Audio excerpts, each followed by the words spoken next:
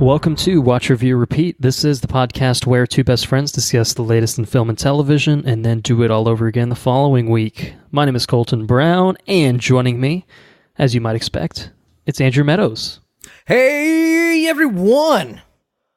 I'm feeling invigorated, slightly intoxicated, but I am certainly invigorated and ready to talk about some Mission Impossible Fallout. This is possibly the best. This is definitely the best movie of the summer, in my opinion. Hey, now don't blow your road too early. It could. I'm just so excited. Yeah, I'm excited. Good shit, man. It's some real good shit. Yeah, you know that's our very brief review. If anyone wants to click off, but I think it's worth sticking around to hear our full thoughts on it because we will have many thoughts to share. Really good fucking shit. So I'm very excited myself to get into it. For our listeners, our Mission Impossible bonus episode is now available to listen. If you guys haven't had the chance to do so, it is absolutely one of the most fun episodes we've ever recorded, I would say. Talking about a really fun franchise that, you know, has now had 6 entries, but through the 5 entries that were recorded on, just mostly some really fun films. One exception, we talk about it, but even that still had things to talk about. It wasn't the worst thing to get through. So I encourage you guys to listen to that episode now that it's available on a regular feed for everyone. Definitely worthwhile to do that. And it's good prep for our episode here on Mission Impossible Fallout. And like I said, we'll have plenty of good things to talk about this week. Stay tuned, by the way, to the end of our episode this week. We will be announcing what we're going to be doing for our next bonus episode. So that's very exciting, and you don't want to miss that. Andrew, I'm going to turn it over to you because I know you have a fun fact lined up for this week, don't you? I do have a fun fact this week. We've talked about it many times in the past, and this is Henry Cavill's mustache. Yes. He does have a mustache in this movie, but he did not have a mustache in Justice League. So I did a little bit of digging because I thought, you know, this is the movie that caused the what was it called with Justice League, the something gate, the mustache gate, mustache gate, yeah, mm-hmm. Right. So naturally, that's the fun fact of this podcast. So I did a little bit of digging, and what's the best way? I had the article pulled up. I don't have it pulled up anymore. But there's multiple articles you can read about it. Essentially what happened was the director of this movie was he was phoned by the director of Justice League, and he asked him if listen, we need to do these reshoots, we need Henry Cavill to shave his shit and come over to do the reshoots, and the guy's like, I kind of want to help you, but we're filming Mission Impossible over here, and he's got to have his mustache. I want to help. Let me see if I can talk to the producers and see what I can drum up for you. So he goes and talks to the producer, and the producer says, well, I definitely sure as fuck don't want a fake mustache. I definitely don't want that. And well, we're not stupid enough to fucking CG that shit in there. But what would it cost for us to put just CG his mustache in? And they came to the conclusion for the shoots that they would need Henry Cavill's mustache in over the period of time that they would need it shaved, I guess it would cost about $3 million for Mission Impossible to film their movie with computer generated mustache. And they said, fuck that, we're just going to take the money and we'll put a halt on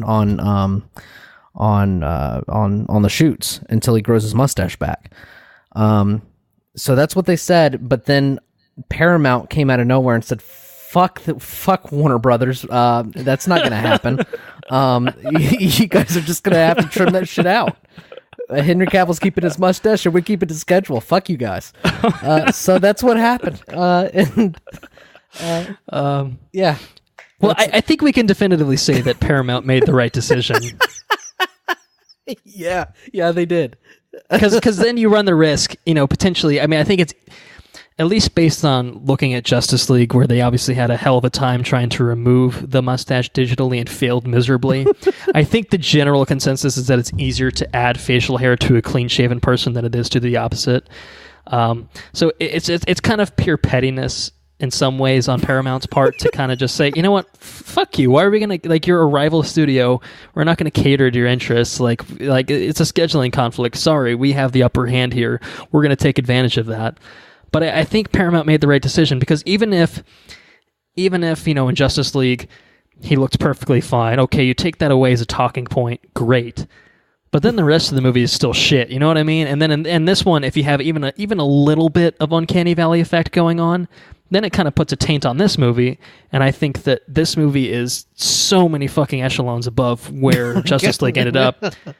I would rather just see a natural, bearded, mustachioed, version of Henry Cavill in this one, and then, then that's just another way to, kick Justice League while it's down. So my hat is off to you, Paramount. I believe you made the wisest decision possible. Yes, indeed. Well played. So, yeah, I think that's the most in-depth conversation we've had on Mustache Gabe. We've definitely mentioned it in the past many, many times. I guess probably around the time that Justice League came out. I guess we probably talked about it at that point. But now the full story's out, and it's fucking the full hysterical. Story's out. Yeah. Anyways, fun fact. Yeah.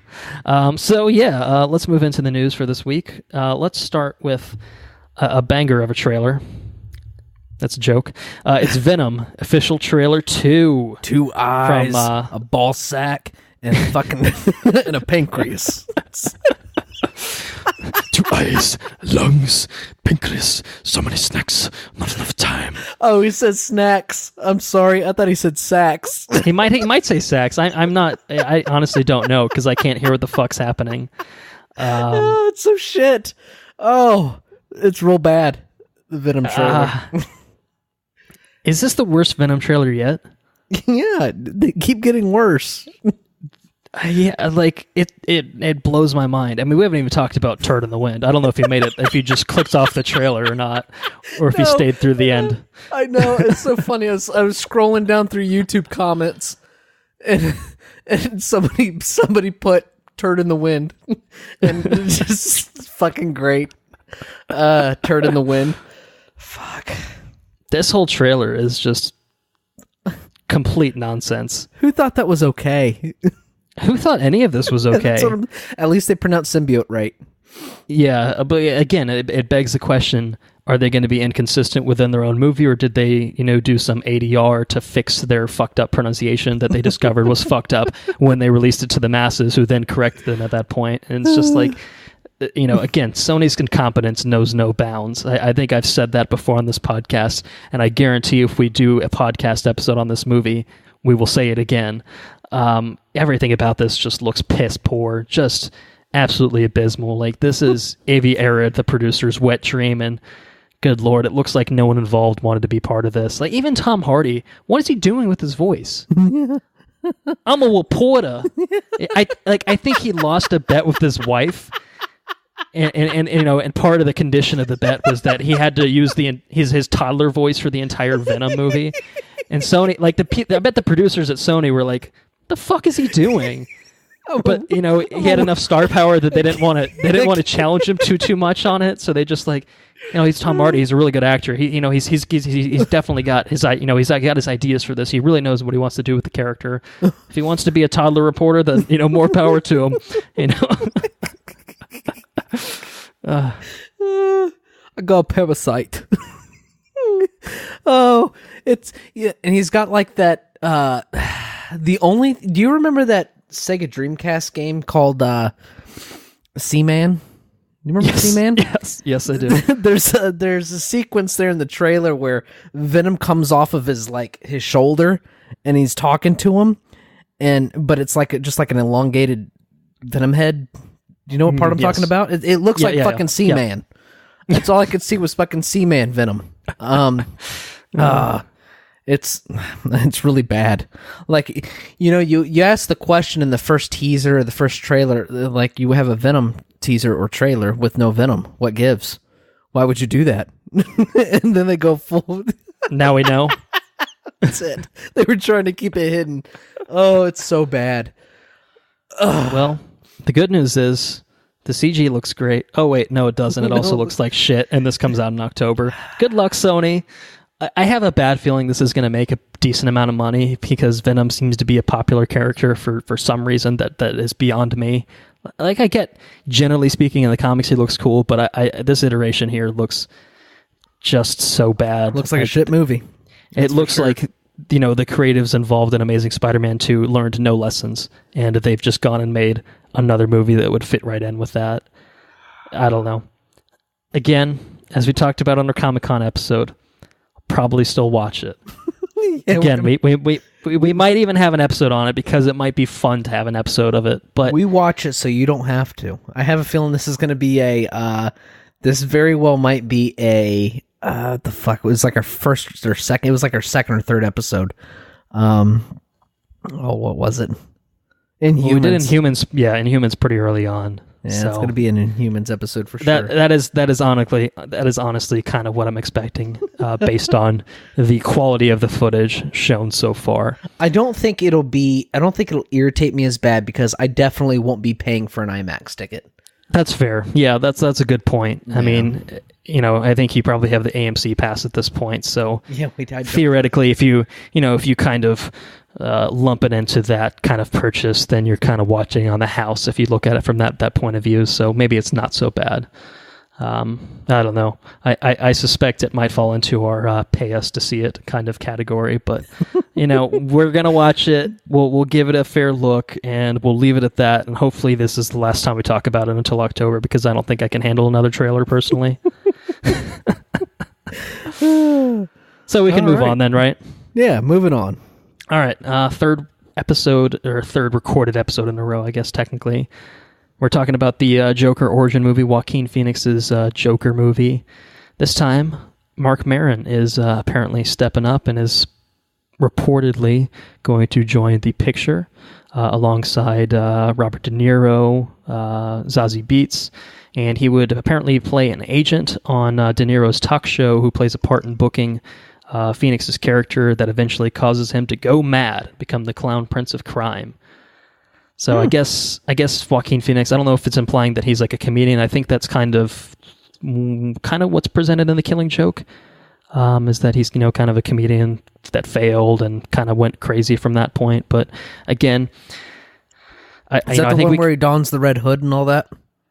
Yeah, I think so. Yeah.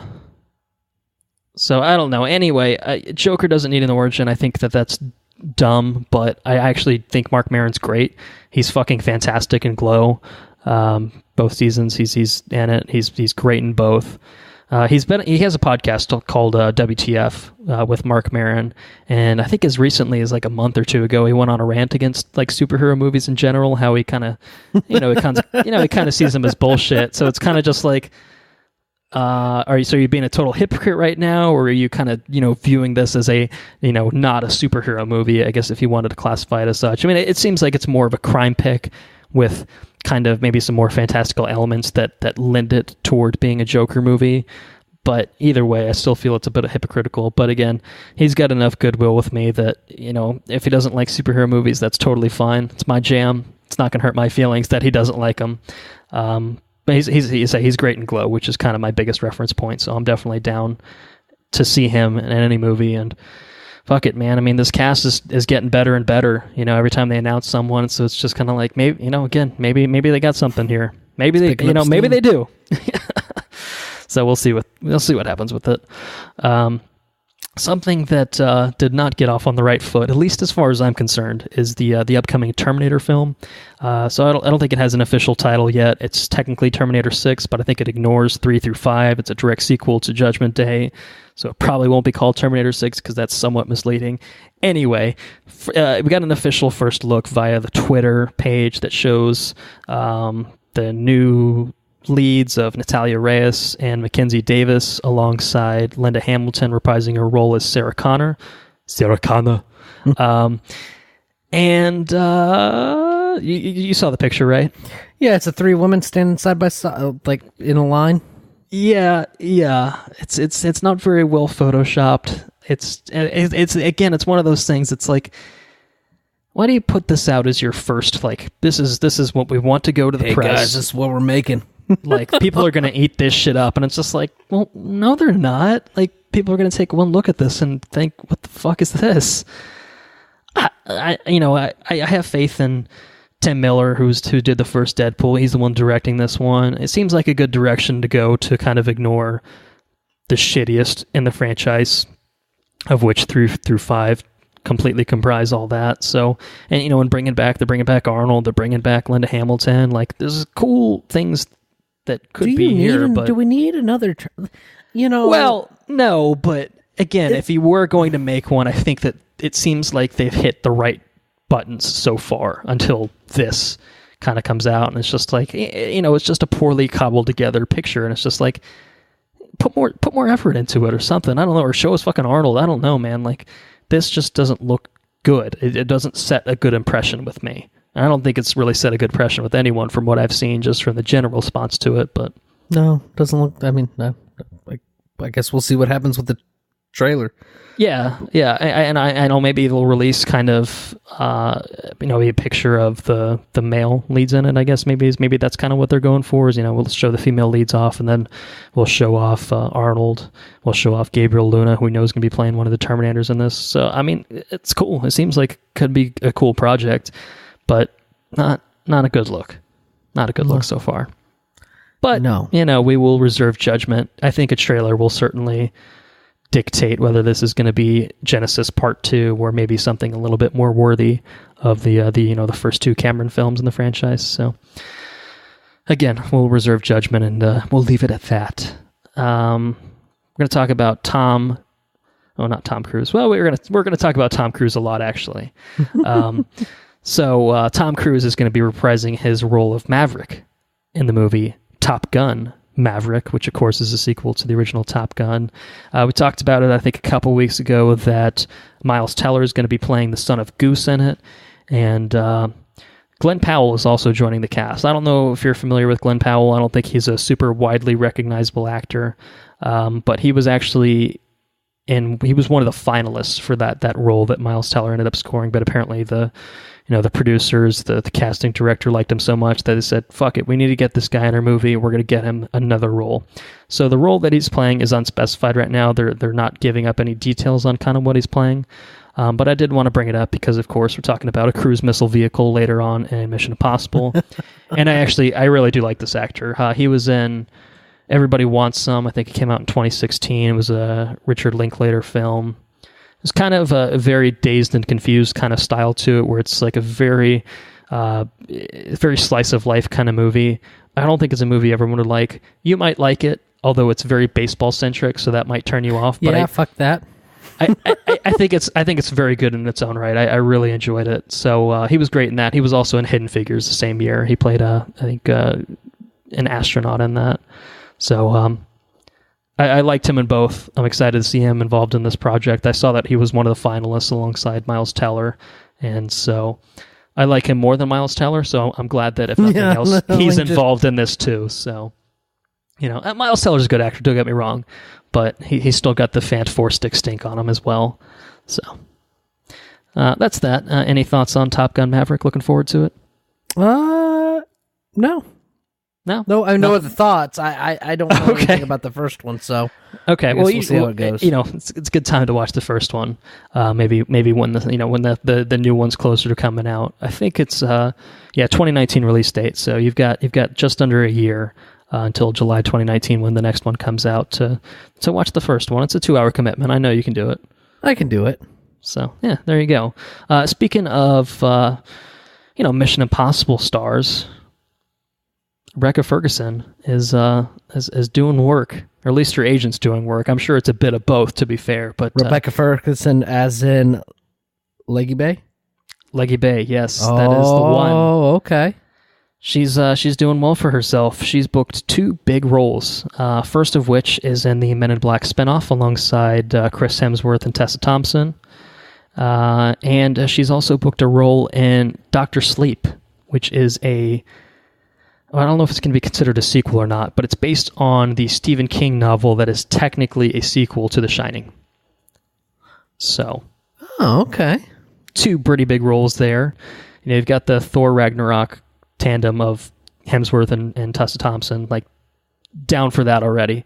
Throw Rebecca Ferguson in there, like, it's almost too much. I mean, is it too much? It's not, but it's almost too much in a way. And then Dr. Sleep, Ewan McGregor, is going to star as the grown-up Danny Torrance. So I don't know if they're tying it into, the Jack Nicholson Shining, if that's kind of the direction they're going, or if they're just kind of loosely placing it and, basing it more off the novel and kind of letting it stand on its own. I don't know, but it definitely sounds very interesting. And again, Rebecca Ferguson, throw her in the mix. Sign me up. Where do I sign? I'm signing. That's my opinion on the matter. What do you think? Yeah, no, totally. Men in Black is starting to ramp up. Everything's starting to ramp up, man. We'll see what happens with it all. That's what I say. Give me a trailer. Give me a Venom-esque trailer.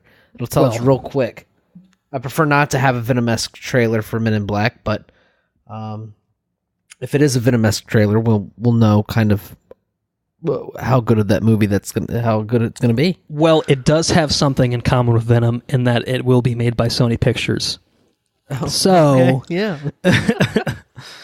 And Venom does have a pretty good cast, actually. So just because you have a good cast doesn't always mean good things. So no, it doesn't. Perhaps there is cause for looking concern, at you, Joker. That's what I'm looking at. I'm looking at you, Joker. Yeah. I don't know.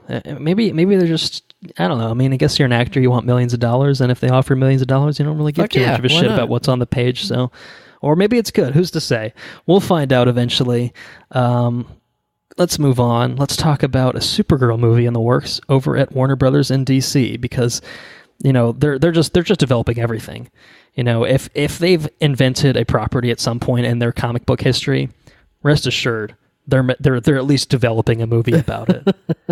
Whether or not it gets made, that's obviously another story entirely. But those fuckers don't stop. Like, it is just every day at the office is, well, what if we did this? And then the guy next to him was just, that's a really good idea. Yeah, let's do it. Yeah. Which, to be fair, I mean, there's nothing inherently wrong with doing a Supergirl movie. I don't have an issue with that in and of itself. It's just when you stack it up next to everything else that they've announced, quote unquote announced or are making, it's just kind of like, it's kind of hard to get excited about anything that DC announces at this point. You know? Absolutely. Yeah, fuck yeah. Look at the track record. Just look at the track record. I wish it wasn't the case. Like, Marvel can announce, and maybe I'm showing my bias or my fanboyism, whatever. I don't give a shit. Marvel announces pretty much just some obscure, we're making Guardians of the Galaxy. And when they announced that, in 2012, fuck yes, Marvel's making Guardians of the Galaxy. That's badass. Like, that's fucking awesome. Like, they've earned my trust at this point. I'm down for whatever they put out. If they're going to make a Guardians of the Galaxy movie, they probably got a pretty good reason for making a Guardians of the Galaxy movie. DC making everything is just like, oh my God, we need to have something that works. Like, it doesn't feel to me like there's a real strong creative imprint on it where it's just like, oh no, we're going to hire someone that really knows what the fuck they're doing and has a vision for this. It's just, oh my God, we need to make money. Which, it's fair. Everyone needs to make money to stay in business, but I don't feel the passion. I don't feel the drive behind any of this. It's like, well, we've got it. We might as well do it. And I don't know. Anyway, talking about the Supergirl movie itself, they've hired Oren Uziel to work on the script. I'm trying to see if he's worked on anything in the past. He's worked on Mortal Kombat. Okay. 22 Jump Street. Okay. And the Cloverfield Paradox. Oh, okay. So, it's not a bad resume, to be honest. No. But, yeah, it'll certainly be interesting, I guess, to see how it plays with the TV show. I think there was a policy a little while back where, when Suicide Squad was about to happen, they killed off certain Suicide Squad characters because they didn't want to have them appear in both the TV universe and the movie universe, which was always silly because they were making a Flash movie and Flash was going to appear in Justice League at the same time they had the Flash TV show, which was very successful. It's like, are they really going to cancel their most successful CW show just because they don't want to have people so confused about characters appearing in separate mediums, which is fucking ridiculous. So I think I would imagine that they've kind of softened on that policy somewhat. But Yeah, I don't know. I mean, I do think Supergirl's probably on its way out of any of the CW shows. I don't think it gets all that good ratings, and it's not all that good even in terms of CW, quality. Right. But Melissa Benoist does crush it, week in and week out. So I wouldn't expect her obviously to be involved in this project, but they knocked it out of the park in terms of casting once. So I think that if nothing else, she's set the bar for who they need to find to play their Supergirl should this movie actually get made at some point. We got some CW casting news that I'm actually pretty excited about. Yeah, we'll talk about it a little bit later when we get into TV news. But we can go ahead and move on, I guess, at this point to get a little bit further along in our news. Do you have any thoughts on Supergirl before we do move on, though? No thoughts. DC's making it. Really don't give a shit, to be honest with you. Yeah. Warner Brothers is, let me correct myself. Warner Brothers is making it. I don't really. Well, DC is involved, but yeah. Warner Brothers does own DC, so yeah. They are effectively one and the same. It sucks, man. I wish DC was crushing it. Like I'm not like I like Marvel, yeah, but DC's got good shit too. DC's got amazing shit in the comics. Like if they could just find a way to consistently adapt it the way that Marvel does, and not even in the way that Marvel does, just in terms of the same just output make good level movies. Right. Even just make okay movies. Like the Dark Knight stuff wasn't all of it wasn't totally fucking awesome shit, but they were good movies. It was leaps and bounds above most of the output of the DCEU. So yeah, just make a fucking decent movie. That's all you got to do. It's not. Yeah. It's not, you wouldn't think it'd be. You got to walk before you can run, but. Good Lord, they jumped on a bicycle and face planted immediately. That's it. They just continue to drive into the ground like Dragon Ball Z style. They're making a crater at this point. Oh. Anyways, I think we're beating a dead horse at this point. Let's talk about Marvel Studios. Okay, yeah, they're doing. Who has earned our goodwill, so we can get excited about news that they share with us. And and the money doesn't hurt. But even money aside, I think they do good work. But it helps when you get paid. I guess Avengers Infinity War and possibly Avengers 4 spoilers for anyone that is worried about this. I mean, it's on the internet, so it's obviously not considered that, taboo that they can't talk about it at this point in time. 2 MCU characters are going to be making their appearance in Spider-Man Far From Home, the upcoming Spider-Man Homecoming sequel. And those 2 MCU characters are, drumroll, Sam Jackson as Nick Fury. Okay. And Kobe Smulders as Maria Hill. Oh, okay.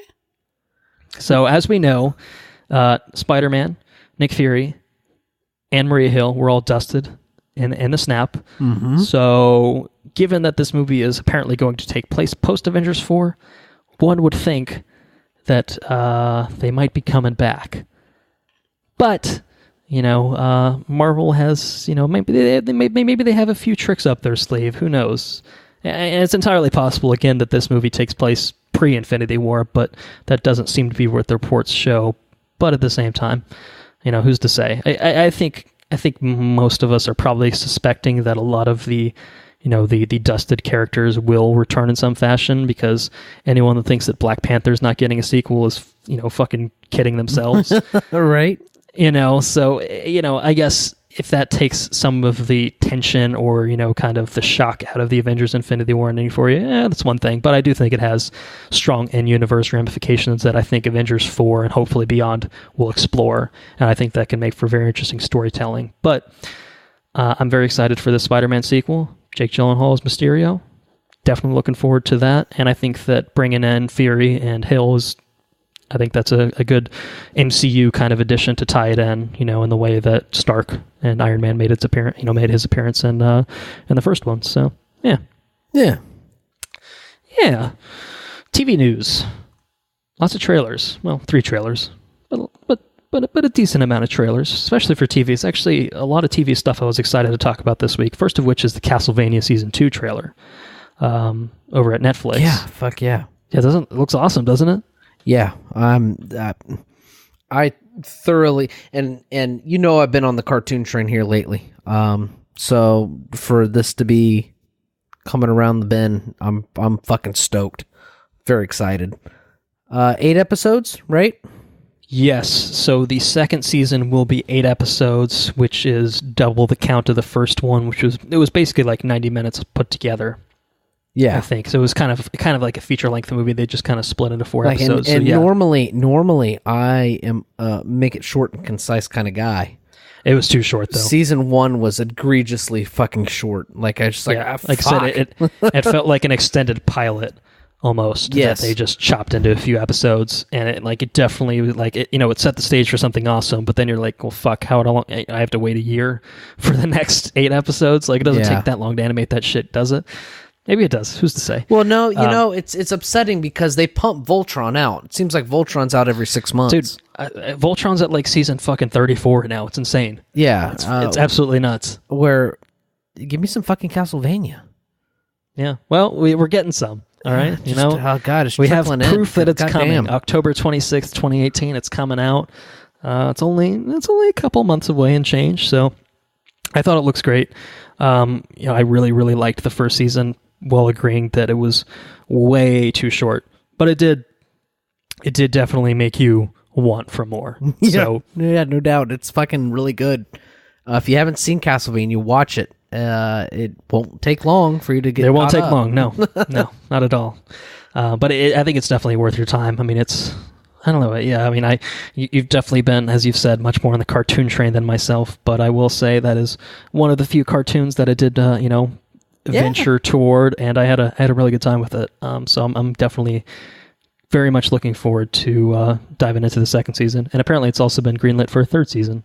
Awesome. So maybe they can start working on that ahead of time, so there's not such a big delay between seasons. Maybe they can Voltron that shit. Voltron's got a very steady. A very satisfying pace. I don't know. To be fair, I think that what happens with Voltron is I think that they split the seasons.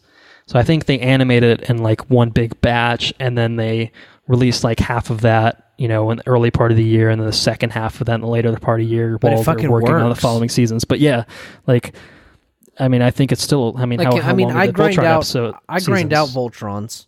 But how many episodes are there per season? Do you know offhand? Is it 8, 12, something like that? God, I don't even know. It's more than 4, though, certainly. Oh, absolutely. Voltron's not particularly. To be fair, Voltron's not particularly the best. It's not. It's like I'm invested, and they're short little episodes, so I don't mind grinding them out. But there's nothing really particularly awesome about Voltron at this point. I just kind of watch it to watch it. But at the same time, yeah, it's like every 6 months I get another 8 episodes, or whatever it is. I think it's 8. But yeah, I really would like to see that kind of treatment with Castlevania, because Castlevania seems only got 4 episodes to go on, but it seems fucking awesome. So, yeah. Trailer's excellent. Yeah, well, we got another trailer for Iron Fist. This one showed off a bit more footage. I feel ashamed to admit it. And I feel kind of guilty referencing it because I still have not watched any Luke Cage. Have you watched any Luke Cage? Yeah, I've actually watched 1 episode of the second season. I watched half of it last night and watched the second half of it this morning. I was feeling a little tired, and I didn't want to sleep through it, so I kind of intentionally, let me pause it here. I'll pick it up tomorrow. So, yeah, I haven't gotten anywhere close. I think he appears later in the season, if I'm not mistaken. So I haven't seen any of our boy Danny since the Defenders. And I see this though, and I'm like instantly kind of, I feel guilty about admitting it, but I'm kind of excited about some Iron Fist. Show me some Danny Rand. I want to see some Danny Rand. I want to see the continuing adventures of Danny Rand. I'm 100% down. I think it's honestly. I mean, we talked about it when we got the date announcement in Comic-Con. I need to see where they go. Like, I need to know if they make it better. Because I've heard, in Luke Cage, he's always so much better in this. Like in Defenders, he was so much better in Defenders than he was in Iron Fist Season 1. It's like, they've shown, from what I can tell, an upward trend. Can they maintain that? Can they correct Iron Fist and make him not such a fucking loser? Everything that I see seems to okay. And this trailer comes out, get it. And he sees some people carrying. I can't even remember. Were they carrying a rug or what? I don't know. I don't know. Look, it's fucking cornball, but he's instantly back to Denny Rand. Denny, what's wrong? Are you okay, Danny? Fine. I can't wait. I'm excited. To see this shit. We're burying the lead, though, because even though it was a random carpet or rug that he saw on the street that triggered it, we did get a little bit of a glimpse into the Kunlun flashbacks that were oh so neglected in season 1, including a look at both. Yeah, I mean, we see Danny and Davos, and the original costumes. So it's kind of just like, okay, again, it's like, have they learned their lessons? And I don't think the original costume looks great, to be fair, but I think that the fact that they're at least showing it off kind of, to me, suggests that, like, yeah, okay, we're building towards it, So hopefully we get a modernized, better fit version of that, hopefully by the end of the season for him to wear, and maybe he's not such a dweeb by the end of it, to the point where, like, he is a convincing badass. But he's got some bad memories. He does have he's got some traumatic memories he's got to work through, that's for sure. The show's hilarious. Denny, what's wrong? Fucking Denny Rand. I'm excited. Yeah, just a small correction. I think when we talked about Iron Fist before, I said it was 13 episodes. Apparently, it is only going to be 10 episodes, which again is another suggestion to me that, hey, maybe they've learned. So yeah. Anyway, that's exciting to hear. Yeah, I think so too. Are you excited about the next trailer that we have on tap? I am. Maniac, starring Emma Stone and homeboy's name. He lost a lot of weight. Jonah Hill. Yeah, he fluctuates. Sometimes he's fat Jonah Hill. Sometimes he's skinny Jonah Hill. Well, he's skinny as fuck, and skinny fuck Jonah Hill in this one. But this looks pretty interesting. I'm really excited. Out of everything we're covering, this is probably number one as far as my excitement levels. I think this one looks really creative and interesting. Excited for Maniac. Yeah, I think this looks great. I think the whole thing, if I'm not mistaken, is directed by Cary Fukunaga, who, he's one of those guys that he really leaves his fingerprints on everything he does. Unfortunately, he doesn't really do enough, to kind of... It's one of those people that they have dedicated visions to certain projects. Yeah, and that, that kind of leads to conflict. I think he was attached to it for the longest time until he wasn't. And so, he doesn't have the longest filmography, I guess, but when he does do something, like, that it's his vision, and I think that this trailer is definitely indicative of the fact that he had a vision with this project, because it looks fucking great. Looks very, very stylish, very, visually arresting, very interesting looking. Emma Stone's great. Jonah Hill, skinny or fat. I usually like Jonah Hill. And it's got... I had no idea that he produced Beast of No Nation. Mm-hmm. It's like one of the best Netflix movies. He directed that too. Did he really? Fuck. That's amazing. So, and True Detective Season 1 is probably the biggest, touchstone which is for most people. Probably the best television show on the face of the earth. This dude's super talented. Yeah, and like I said, that's, including Maniac, that's kind of 3 big credits that he's done since 2015. So it's kind of, like I said, he he's not the most prolific worker, but when he does do something, he puts his all into it, and it shows. And, obviously we haven't seen this show, so we can't exactly definitively say that it's amazing, but it fucking looks great, Cast is awesome. Sonoya Mizuno, Justin Theroux, Sally Field. Looks great. I mean, it looks Legion-esque in terms of quality and in terms of trippiness as well. Right. Not quite in the same way, but in the sense that it's obviously kind of playing with some, interesting concepts, I think.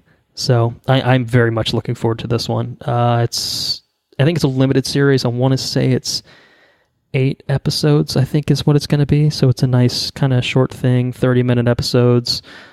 Premieres September 21st. So, it's only 2 weeks after we get our boy Danny Rand, we get Maniac. So even if Danny Rand is a miserable failure, we'll have a pick-me-up, Absolutely. It's going to be a Netflix couple weeks for sure.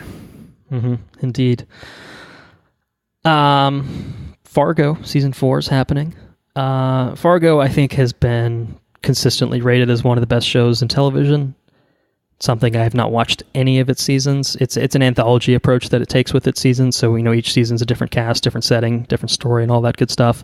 But just talked about Legion. Noah Hawley is the showrunner of Fargo. He is also the showrunner of Legion, so there's commonality there. Oh, okay.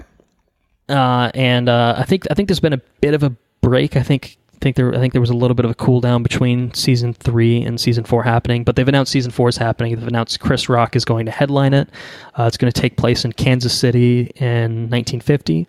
It's a story of immigration and assimilation and the things we do for money, quote unquote.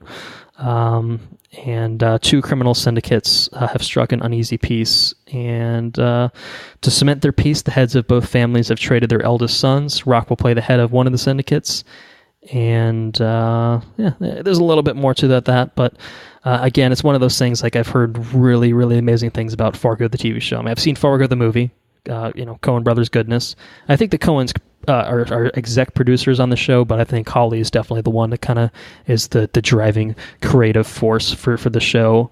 I mean, I like Chris Rock. I would like to go back and watch these seasons. I mean, even if it's just a matter of watching one season. Have you seen any of them at all? I haven't. No. Yeah, it's been on the list. Sure. The ever expanding list. The ever expanding list. It's been on there for a while because I think the first season aired a few years ago. I think it's been years since it started. So I definitely want to watch this.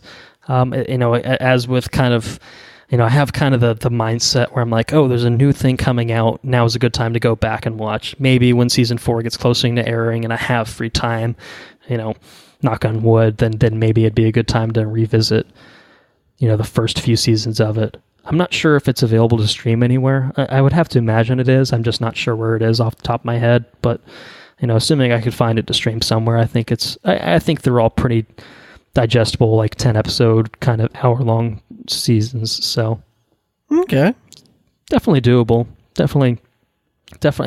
Again, it's one of those things. The reputation alone makes me interested to poke my head in, and Noah Hawley's work on Legion is also another thing. And I'm like, okay, I've seen the thing that he's done later. Maybe makes sense to go back and see kind of what he did before it as well. So, right, yeah. So that's Fargo.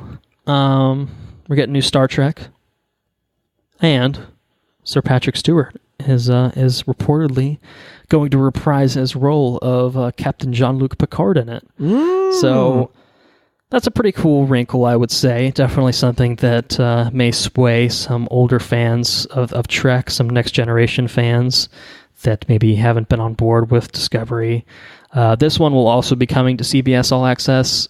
I think they're kind of planning on doing a ton of Trek series. The way that, since the Disney acquisition, Lucasfilm has been kind of firing off a ton of Star Wars content. I think that's kind of CBS's plan, is like Star Trek year in, year out, which, again, as someone that's not really a big Trek fan, and not in the sense that I dislike it, just in the sense that I've never, I wasn't raised on it. I guess kind of the way that right. Star Wars is so ingrained into my brain.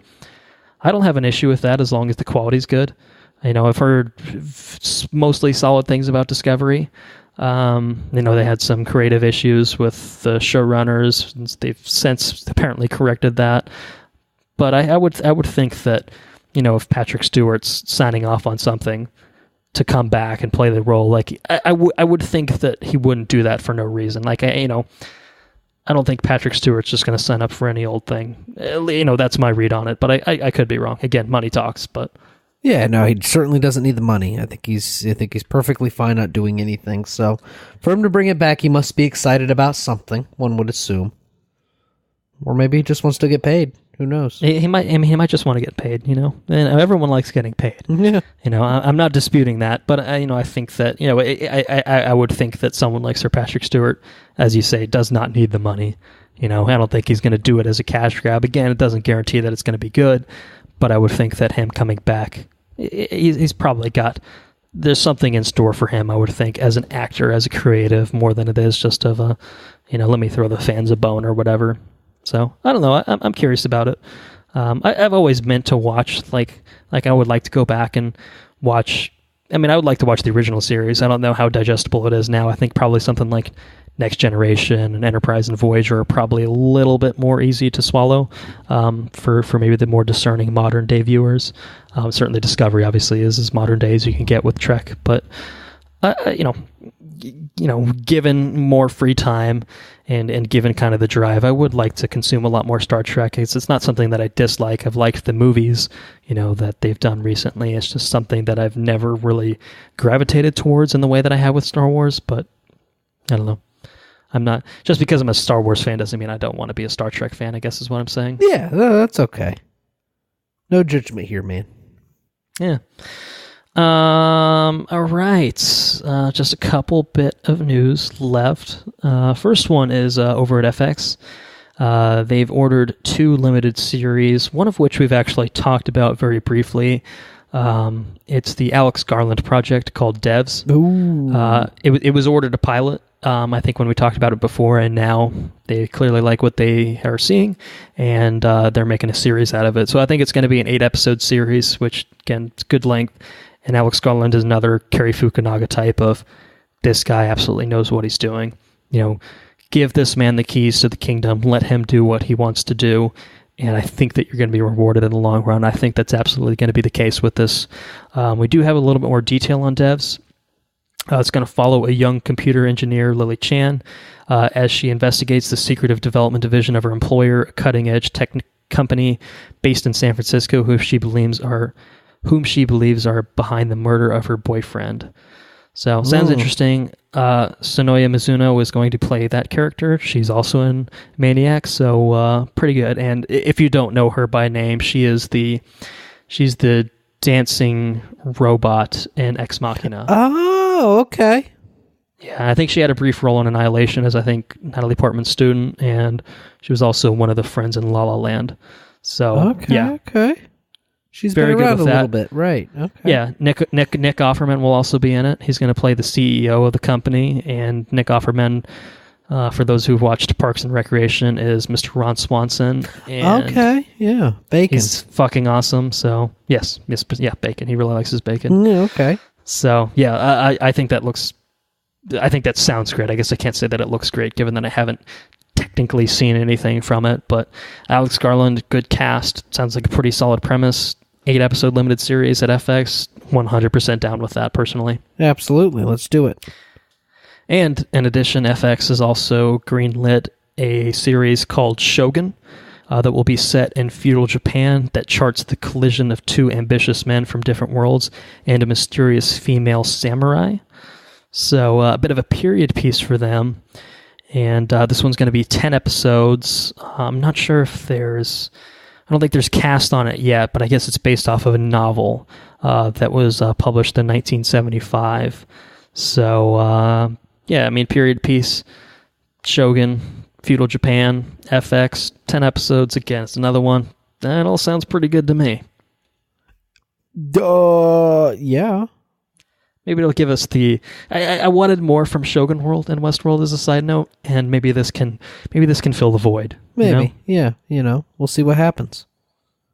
I mean, show me it's called Westworld, not Shogun World, so maybe I shouldn't knock him too much for that. But at the same time, I was really excited about that. So yeah, I think this could be something. Looking forward to it. Yeah, we'll see what happens. And apparently, you're looking forward to Ruby Rose playing Batwoman. I am absolutely in the CW looking series. forward to Ruby Rose playing Batwoman. I like. And why is that? Ruby Rose. Ruby Rose is. I don't know. Ruby Rose is just kind of bae. I think Ruby Rose is going to make a good Batwoman. I think she's pretty cool. Pretty cool, yeah. So I'm not. I guess I haven't really seen her in that much. You've seen her in John Wick, yeah? I've seen her in John Wick Chapter 2, in which she plays a character that doesn't speak a single line of dialogue. So I feel like you also saw her in fucking that other movie. Did I? Yeah. She was in Triple X, The Return of Xander Cage. Yeah, I didn't see that. Oh, you didn't see that? I did not see that, no. Oh, okay. She was also in... what the fuck was that other movie? She's in The Meg, which I didn't see. Well, none of us have seen The Meg yet. Well, it's not out yet, but I do intend to see it, so... Yeah, no, except speaking purely, I guess, in terms of acting chops, I don't have a good frame of reference because John Wick, I don't think is exactly. I mean, she's fine in that. She was a fun villain, but presumably she'll have a little bit more dialogue as Kate Kane / Batwoman.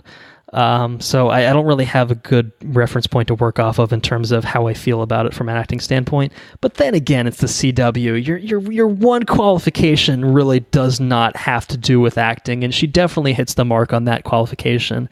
You have to be attractive to be on the CW and play a character. She's got that. She's got the job. So I will say, though, as a fan of the Batwoman character, I think she... it took me a second to kind of think about it, but she fucking 100% nails the aesthetic of that character. Yeah, no, of totally what Kate Kane looks like. Yeah, she could totally play Bat fucking woman. So I'm definitely down with it from an aesthetic standpoint, and given that it's on the CW, the acting standards aren't that high. I mean, that's not to discredit the actors on the CW. I think some of them do put in pretty good work, but I think across the board, it's not Emmy award-winning material for the most part. So I think she'll fit right in. I think she's a good choice for the character. I'm very excited to see the character involved in that crossover, and hopefully in her own show, kind of moving down the line. So. She was in that Orange is the New Black, and I hear a lot of good things. I haven't seen it before, but I think that was kind of her breakout role, from what I understand. I remember kind of hearing about her in that, but I've never actually watched the show. So again, it's not something that I can look back on and think, oh, she was great in that. She'll be great in this. But like I said, she looks the part. They cast her for a reason. It's the CW anyway. I don't have any issues with it. I think I give it a thumbs up. Thumbs up. I just physically made a thumbs up for those listening. Thumbs up. So you want to talk about some box office numbers? It's been a few weeks. Box office breakdown. It's the box office breakdown. All right, what do we got? We're going to quickly check in on Black Panther, which, yes, is still in theaters. Black Panther? Yeah. What? Disney has kept it in theaters for a very long time to let it reach a certain milestone, and it has finally crossed that milestone. $700 million domestic box office. It's crossed it. It was sitting at $699 million for at least a few weeks, but it hit the mark. They might have had to re-expand it a little bit or pair it off with some double features and drive-ins and stuff like that to drive the box office figure up. So, it's a little fudged, but they made $700 million in its initial run. It's the third film in history to hit that mark, behind Avatar and Star Wars: The Force Awakens. So it's a pretty damn fucking big milestone to hit. So I don't fault them for keeping it afloat. I mean, it's been on Blu-ray for months now. Like, who is still watching it in theaters? But anyway, well deserved. Congratulations to Marvel Studios and Disney for that smashing success. So Mission Impossible Fallout is also doing extremely well for itself, which I was glad to hear. I imagine you're probably glad to hear it as well. Absolutely, yeah. Opening weekend took in number one, $61.2 million, which marks the franchise best for the Mission Impossible franchise, beating out the previous record holder of Mission Impossible 2. It's never been a huge box office, behemoth, but it's one that usually does consistently well. It's a leggy kind of thing more than a front-loaded kind of experience, and that's I guess it's good. A little bit more of both here, because its second weekend it only dropped 42% for a 35 mil take, which is an amazing fucking hold. It actually beat out Christopher Robin to retain the number one title for the weekend.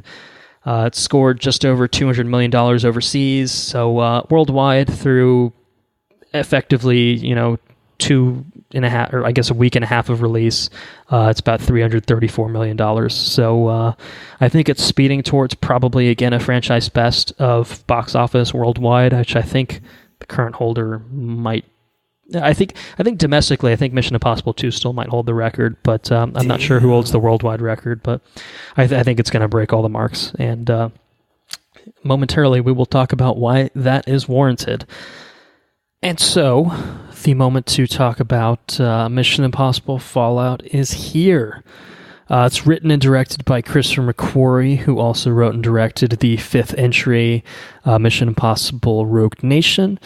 It stars the cruise missile, Mr. Tom Cruise, Henry Cavill, and his mustache, his glorious mustache. Can't forget about the glorious mustache. Ving Rhames, Simon Pegg, Rebecca Leggy Bay Ferguson, Sean Harris, Angela Bassett, Vanessa Broker Bay Kirby, Michelle Monaghan, and Alec Baldwin. Did I get all that right? I think I got it all straight. You got it all. You got it all square, man. So Fallout again picks up with Agent Ethan Hunt and his IMF team, who on this mission must track down stolen plutonium while being monitored by a CIA agent after a mission goes awry. Ooh. Why don't you kick off this discussion of Mission Impossible Fallout? And I know you've been, Oh, man, Mission Impossible.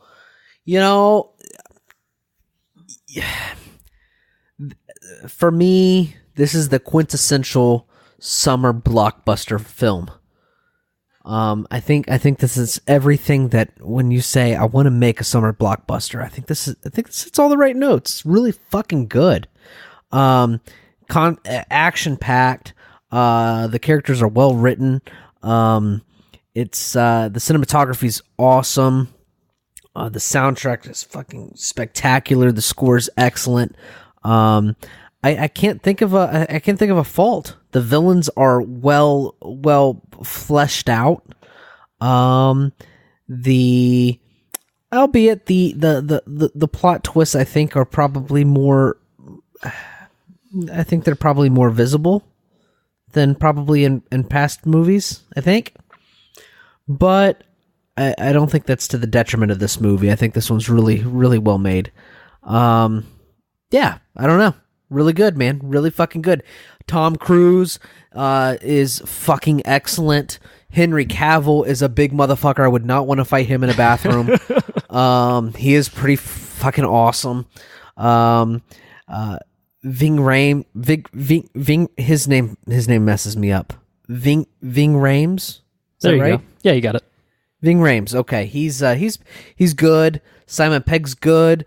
Leggy Bay Ferguson is killing it still. She is awesome. There's even wife bays in this too. What, Michelle Monaghan, right? Mm-hmm. Is that her name? Yeah. They're all here and they're all delivering top performances. It's so good. If you haven't seen it, go watch it. You owe yourself to see the cruise missile in theaters. It's fucking awesome. That's all I can say. I know I keep using the same adjective, but it applies. So I'm going to stick with it. What do you think? Give me something to feed on. I can comment on it when you ask me about it. Hey, why don't you kick this off? I'm just going to tell you it's awesome. Go watch it. Well, it seemed like you wanted to kind of expound. It seemed like you had a few things to get off your chest, so I wanted to see what you had to say. And you've gotten it off your chest, so now we can have a little bit more of a dynamic conversation, perhaps. Yeah. Well, you called it maybe the quintessential summer blockbuster. I almost think that's selling it short. I think this is a quintessential action film. Summer blockbusters don't have to be action films. I guess typically they are. The tentpole action films is kind of what we view them as. But I think this is up there with Mad Max Fury Road as just nonstop, balls to the wall, fucking amazing action. Like, oh yeah, it's. I don't necessarily think it's not. I don't think it's as artistically crafted as Mad Max Fury Road. I think that's a different thing. Maybe not. I mean, there's much more of a plot element to this one compared to Mad Max, where I think the action really drives the movie. Right. And I see what you're saying, but I think that in terms of what the action brings to the table here, it's got everything. And I don't want to. It does. We'll talk about it probably more in spoilers about the particulars of the set pieces and stuff like that. Because a lot of it you see in the trailers, to be fair. So if you've watched the trailers, you definitely get bits and pieces of everything. But it's not like seeing it in the trailer ruined seeing it in the movie, because there's so much more to everything in the movie that it's a nonstop thrill ride. And I don't even mean that as like a pull quote, just in the sense of I was chuckling to myself watching this movie after every fucking thing that happened. Like, it's just constantly one-ups itself. It's just... It's great. It's perpetually ridiculous in all the right ways. And you know, it's over the top at times, especially towards the end. But goddamn, it's shot so well. You know, it's executed so well. Like, it's all just so much fucking fun to take in. Like, it just absolutely nails all of the action aspects of it. I mean, it nails everything, don't get me wrong. But I think the action is kind of what sells this movie. And, you know, I think as an action film, it's certainly the finest of its kind this year. Without even looking at anything else that's come out this year, I can't think of anything that's elicited this sort of response from me in terms of the action. I mean, I loved Infinity War, don't get me wrong, but I think this, you know, Infinity War is a very CG heavy movie, and this one is much more of a let's do practical stunts. Tom Cruise is an insane asshole. He broke his fucking ankle. He's gonna jump out of buildings, break his ankles. He's gonna pilot helicopters. He's gonna do halo jumps. Like, he's like, it's on a different level, I think, compared to something like Avengers, which again I loved, but it's just on another level, I think, overall, you know, compared to the stock this year. And I think, just generally speaking, certainly in recent memory, like I said, Mad Max is the only one that comes to mind of, well, most of that was real. You know, obviously it's augmented with CG, and there's a little bit here that's augmented with CG too, but it's still, you know, they put everything on the table and they fucking execute. You know, there's no two ways about it. It's so insane. The whole movie is just so insane. And it's delightfully insane. Yes, it is. It's like, you can't help but just revel in everything that's happening on screen. Everything that happens, you just kind of giggle a little bit. I caught myself giggling a whole lot. Like, I don't even think that the plot... I mean, I think the plot takes a backseat to the action. I mean, I don't think there's anything inherently wrong with the plot. The driving force is definitely the action, absolutely. Yeah, I mean, it's topsy-turvy, it's twisty, and all the good things that you might expect from Mission Impossible, and it does all that, I think, quite well in its own right, but I think that it's 100% bolstered by the action that really steps it up to that next level. Absolutely. The choreographic fight scenes, the fucking chase scenes, and the helicopters, and it's awesome. Oh, it's awesome. It's so good.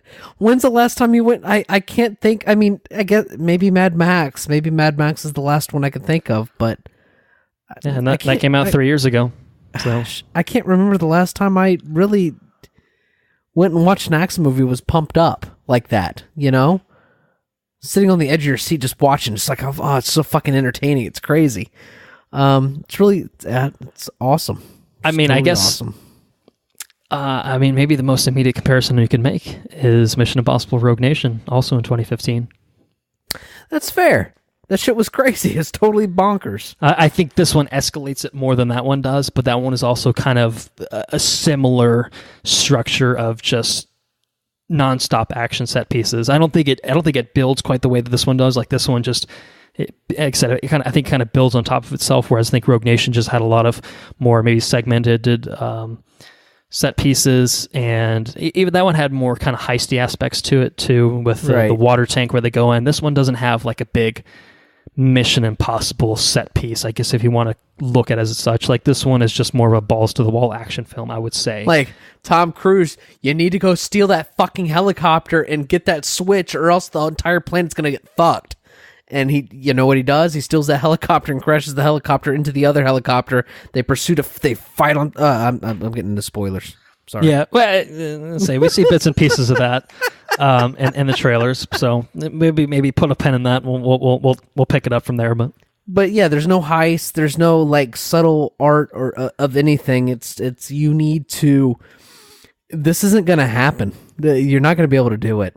It really does convey Mission Impossible, which is it's insane. It's crazy.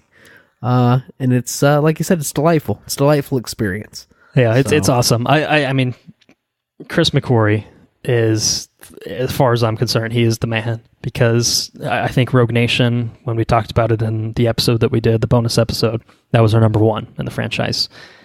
And I guess maybe we can talk later about maybe where we think this fits into the pecking order, but for my money, if nothing else, he's delivered the top two entries of 6 in this franchise. And it's very rare to see a franchise that number 5 and 6 are your favorite in the franchise. I hesitate to say that there's anything else of this nature. There isn't, and that's what's interesting about the Mission Impossible franchise. Well, and the Mission Impossible franchise, again, something I talked about on that episode, every entry until now was handled by a different director. Mm-hmm. And this is the only time that you bring a director back who just absolutely fucking nailed it with Rogue Nation, and you let him step it up again. You know, like you say, all right, you did that. What else do you have for us?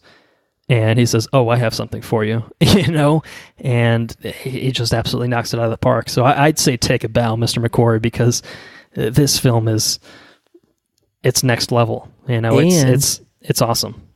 This is the first movie that he's directed, written, and produced. It's the first. Yeah, it's the first for all three. Yeah, I mean, like I said, you make Rogue Nation. If I'm Paramount and this guy makes Rogue Nation, I sign this guy for life. Say every movie you make, we're producing. Like you can produce right? it, you can write it, you can direct, you can do whatever the fuck you want. But like, I mean, that was my standpoint. I loved Rogue Nation back when it came out a few years ago, and this is no exception. I think that he's a big. We talk about this in the other podcast, or you do. But he's a huge Tom Cruise collaborator, I think. He was a part of Edge of Tomorrow, which we've donned our name from, I think. Mm-hmm. Yep. He was a part of Jack Reacher, and a couple of other ones. I think he wrote The Mummy, too. So he's definitely involved with Tom Cruise. I don't know if I probably would put The Mummy at the bottom of that list, but... well, there were other writing parties concerned with Mummy that we can pawn off on. It's possible, because I think he did... I can't remember if I think he might have worked on Rogue One as well. Like, I think he might have came in later in the process to try to repair it and did, like, uncredited work on it. I could be wrong. I could be conflating him with Tony Gilroy, but I feel like they both worked on it at some point. And I think maybe that was the case with The Mummy, or maybe I'm just thinking of The Mummy outright, where... he came in later in the process and tried to work with what they had, and unfortunately it just wasn't enough to salvage the project, I guess. But either way, Rogue Nation and Fallout, this guy knows what he's fucking doing. Absolutely. You let him write the script on his own, you let him direct it. He knows what he's doing, and if that involves collaborating with Tom Cruise for every project, then hell yeah, I'm 100% on board with that. There's no problem there. Tom Cruise does not age. Like, in fact, he might be the Benjamin Button of the acting universe. Like, swear that guy's insane. Aside from what's his face, Paul Rudd. Paul Rudd right up there. Yeah, Paul Rudd's right there too. Yeah, can't deny that. But I talked about it on. Look, if any of you guys listen to our Mission Impossible episode, I'm probably going to say a lot of the same things over again, but they apply again. And if you didn't listen to that, then it's all new to you. So there you go. I love Tom Cruise. Personal life craziness aside, I think he's one of my favorite actors working today. And I think that his dedication to the craft is 100% on display in this movie.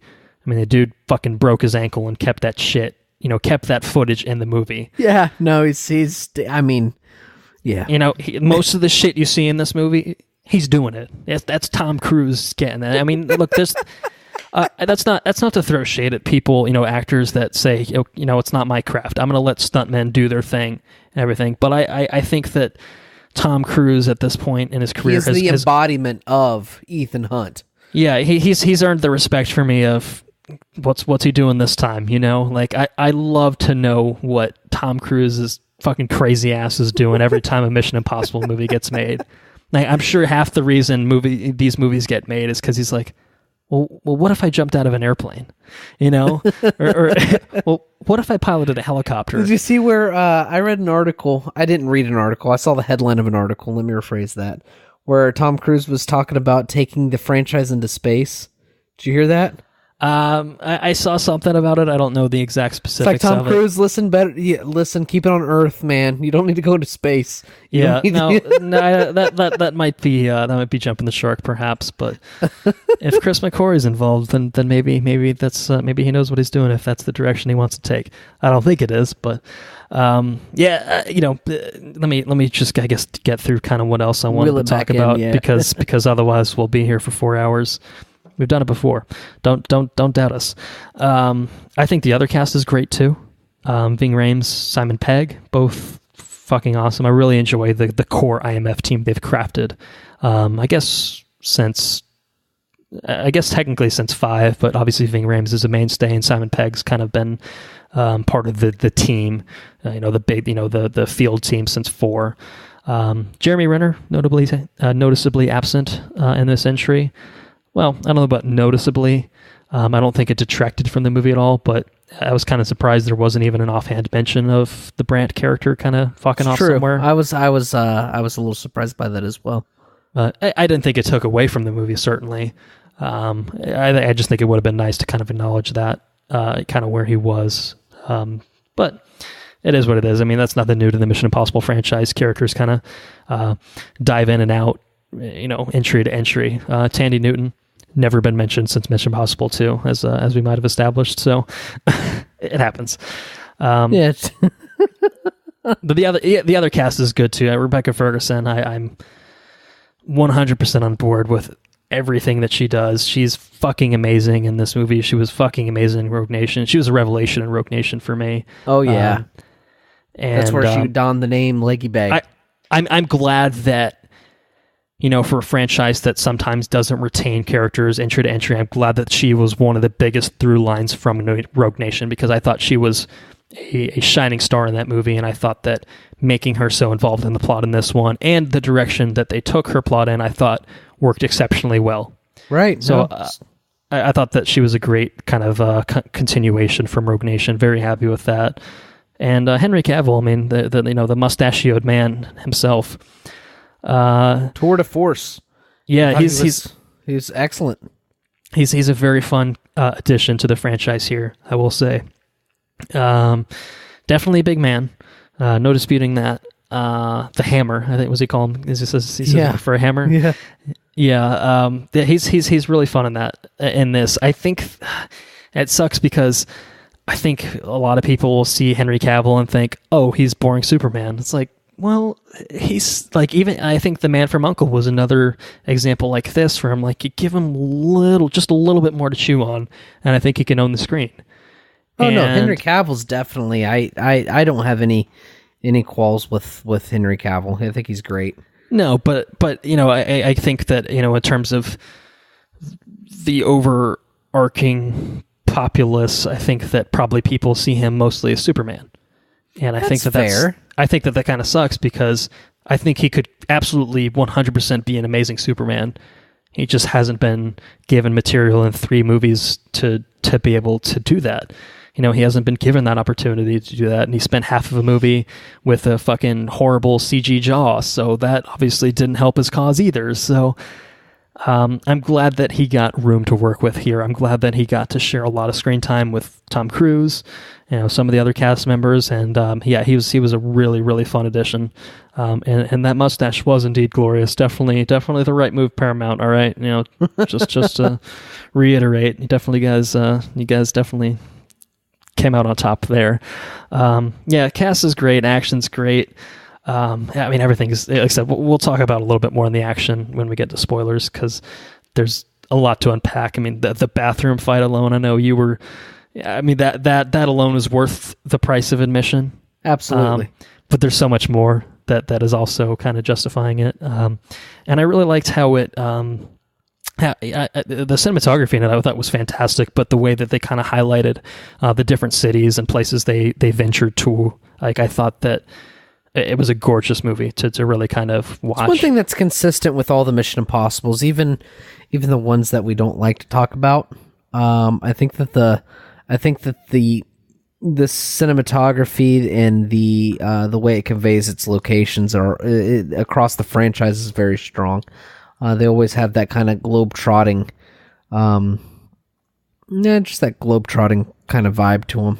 They always put definitely them on display. But yeah, no, it's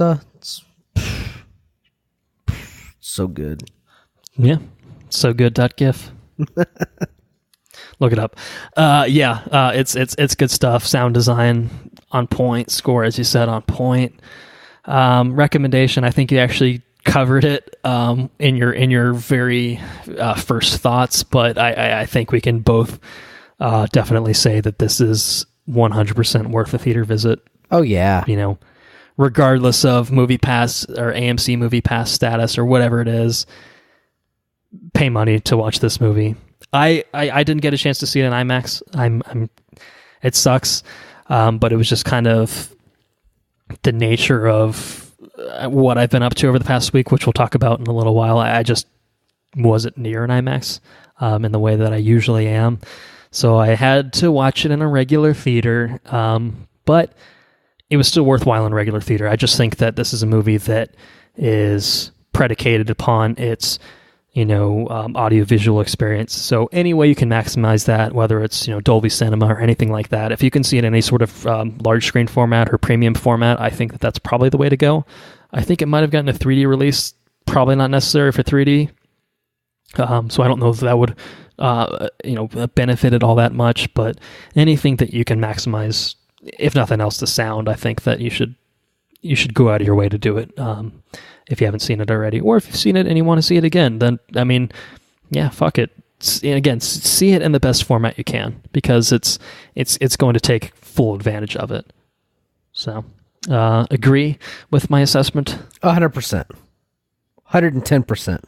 120%? 120% agree. Ooh, that's a bold statement there. I want to see it again. I'll say it right now. I would really want to see it again. I wouldn't go see it again on a regular theater. I'd go see it again on IMAX. Did you see it on IMAX the first time around? No, I saw it in regular theater. Just a regular old dumpy theater, huh? No. I saw it.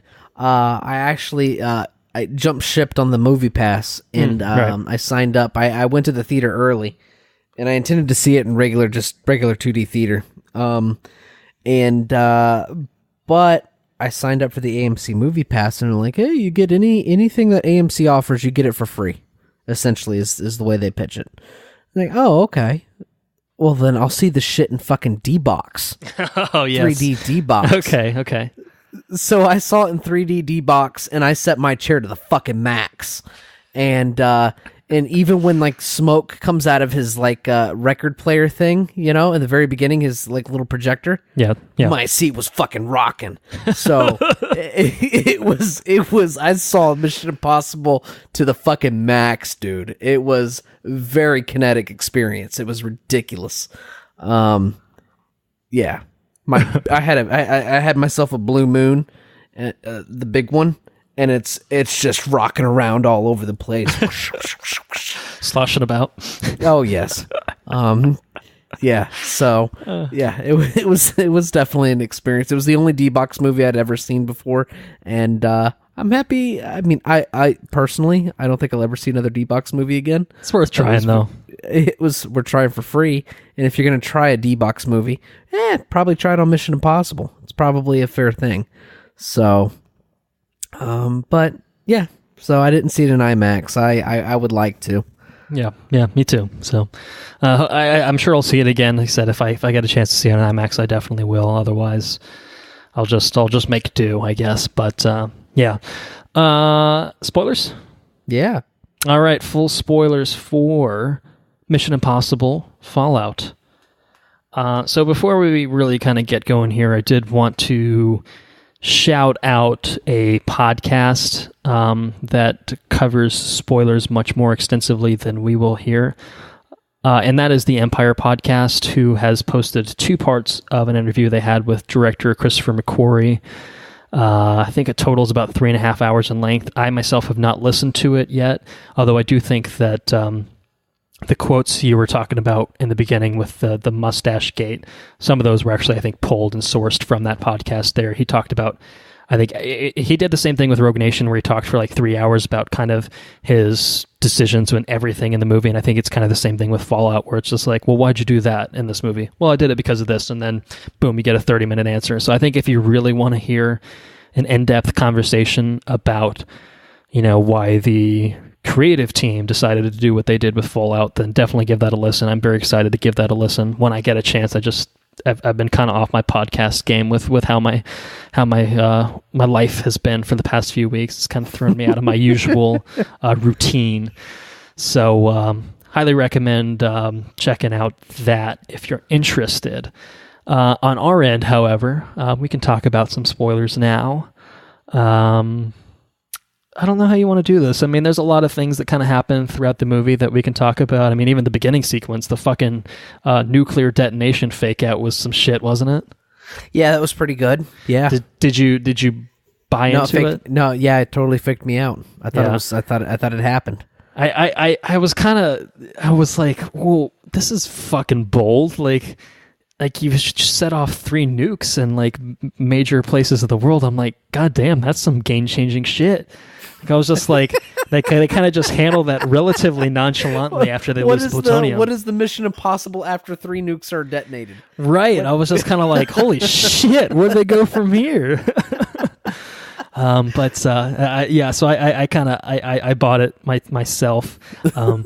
I will say the fucking Wolf Blitzer cameo was goddamn awesome. Yeah, it was good. It was good. Like just the whole transition of "haha, gotcha, bitch" to the credits, and the theme coming in. I'm like, God, I'm so excited for this movie.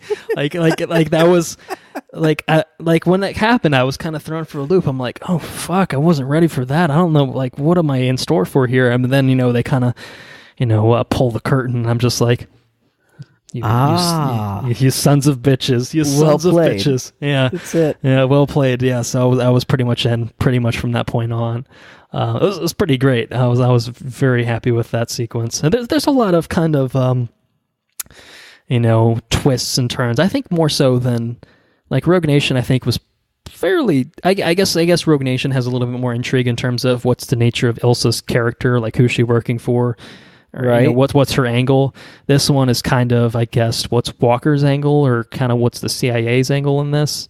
So I guess there's a little bit, but like there's like a sequence later on where like like they try to frame Ethan, and then there's a mask reveal, and like it just kind of goes all over the place for like 5 straight minutes of like, well, what about this? Well, what about this? Oh, well, did this happen? Then this, and it's just like, the fuck is even happening here?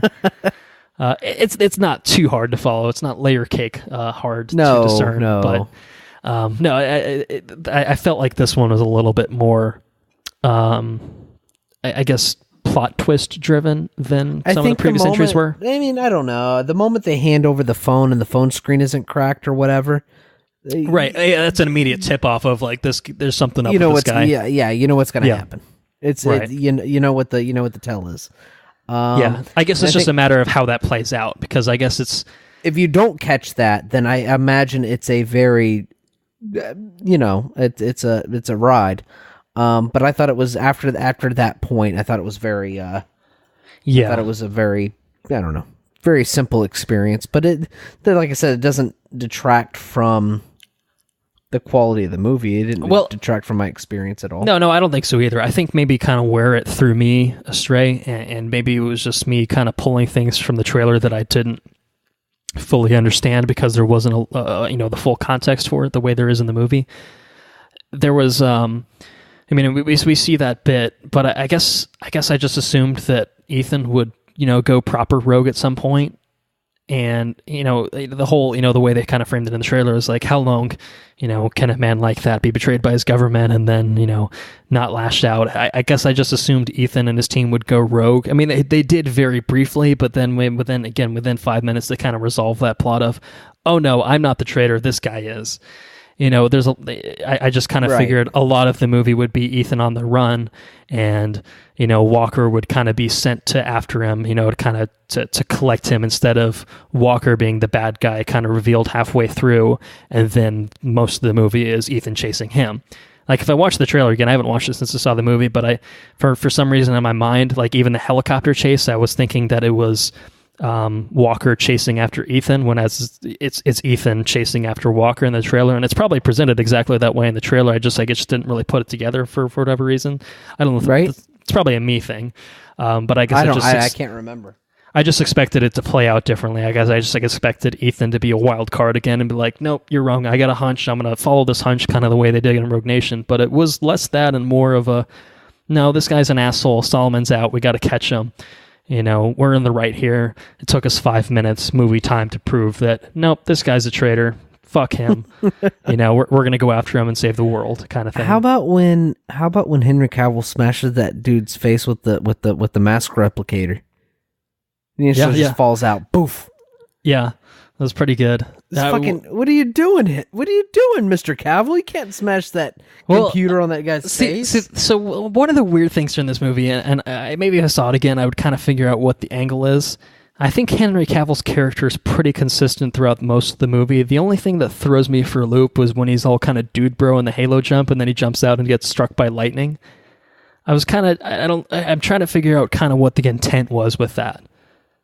You know what I'm talking about? Yeah, he pulls Ethan Hunt's fucking oxygen and then runs and jumps out of the plane and then gets struck by lightning and then Ethan has to go down and save him, and it's just kind of like, okay, well, what was the intent of that scene? I'm curious. I mean, it's possible that McQuarrie talked about that on the podcast that I just mentioned, but like it seemed like for the rest of the movie, he's got he's a man in charge. He's got kind of his plan. He's executing it. Whereas that one just kind of felt like, I'm a goofy dude, bro. I'm gonna jump out of this plane because I'm macho as fuck, yo.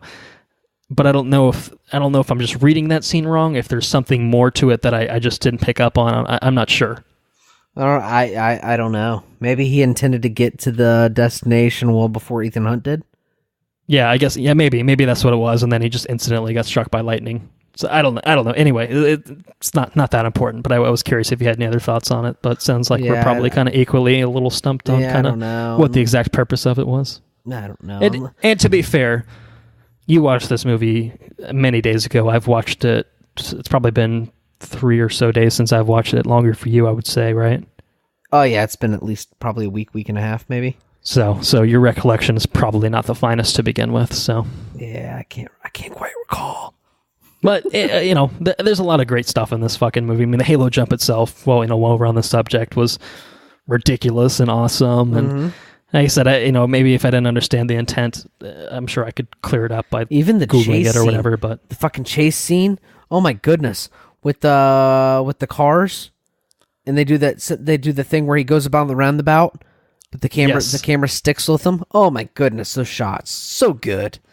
I mean, everything, like, just the action is so well filmed. Like, it's fucking awesome. Like, it doesn't, I feel like a lot of movies could get away with, just cutting every 5 seconds to kind of hide a lot of it. But this one is content to just let the camera let it all play out. Yeah. Like, it just watches it all play out. And I think that's 100% the advantage of actually doing all that shit is, you don't need to cut around, things that didn't actually happen or have CG kind of fix everything in post. Like you just meticulously plan this shit out, film it, and use it. Like it's old school there's good. There's beauty to the simplicity of it in some ways. I mean, obviously it's not simple to coordinate and get everything like that kind of organized, but when you can make it work within the lens, that the camera can pick up, it just plays so much better. A lot of it's just fucking awesome. And the chase scenes are awesome, obviously. I mean, this big fucking motorcycle chase, big fucking car chase, there's a big fucking helicopter chase at the end.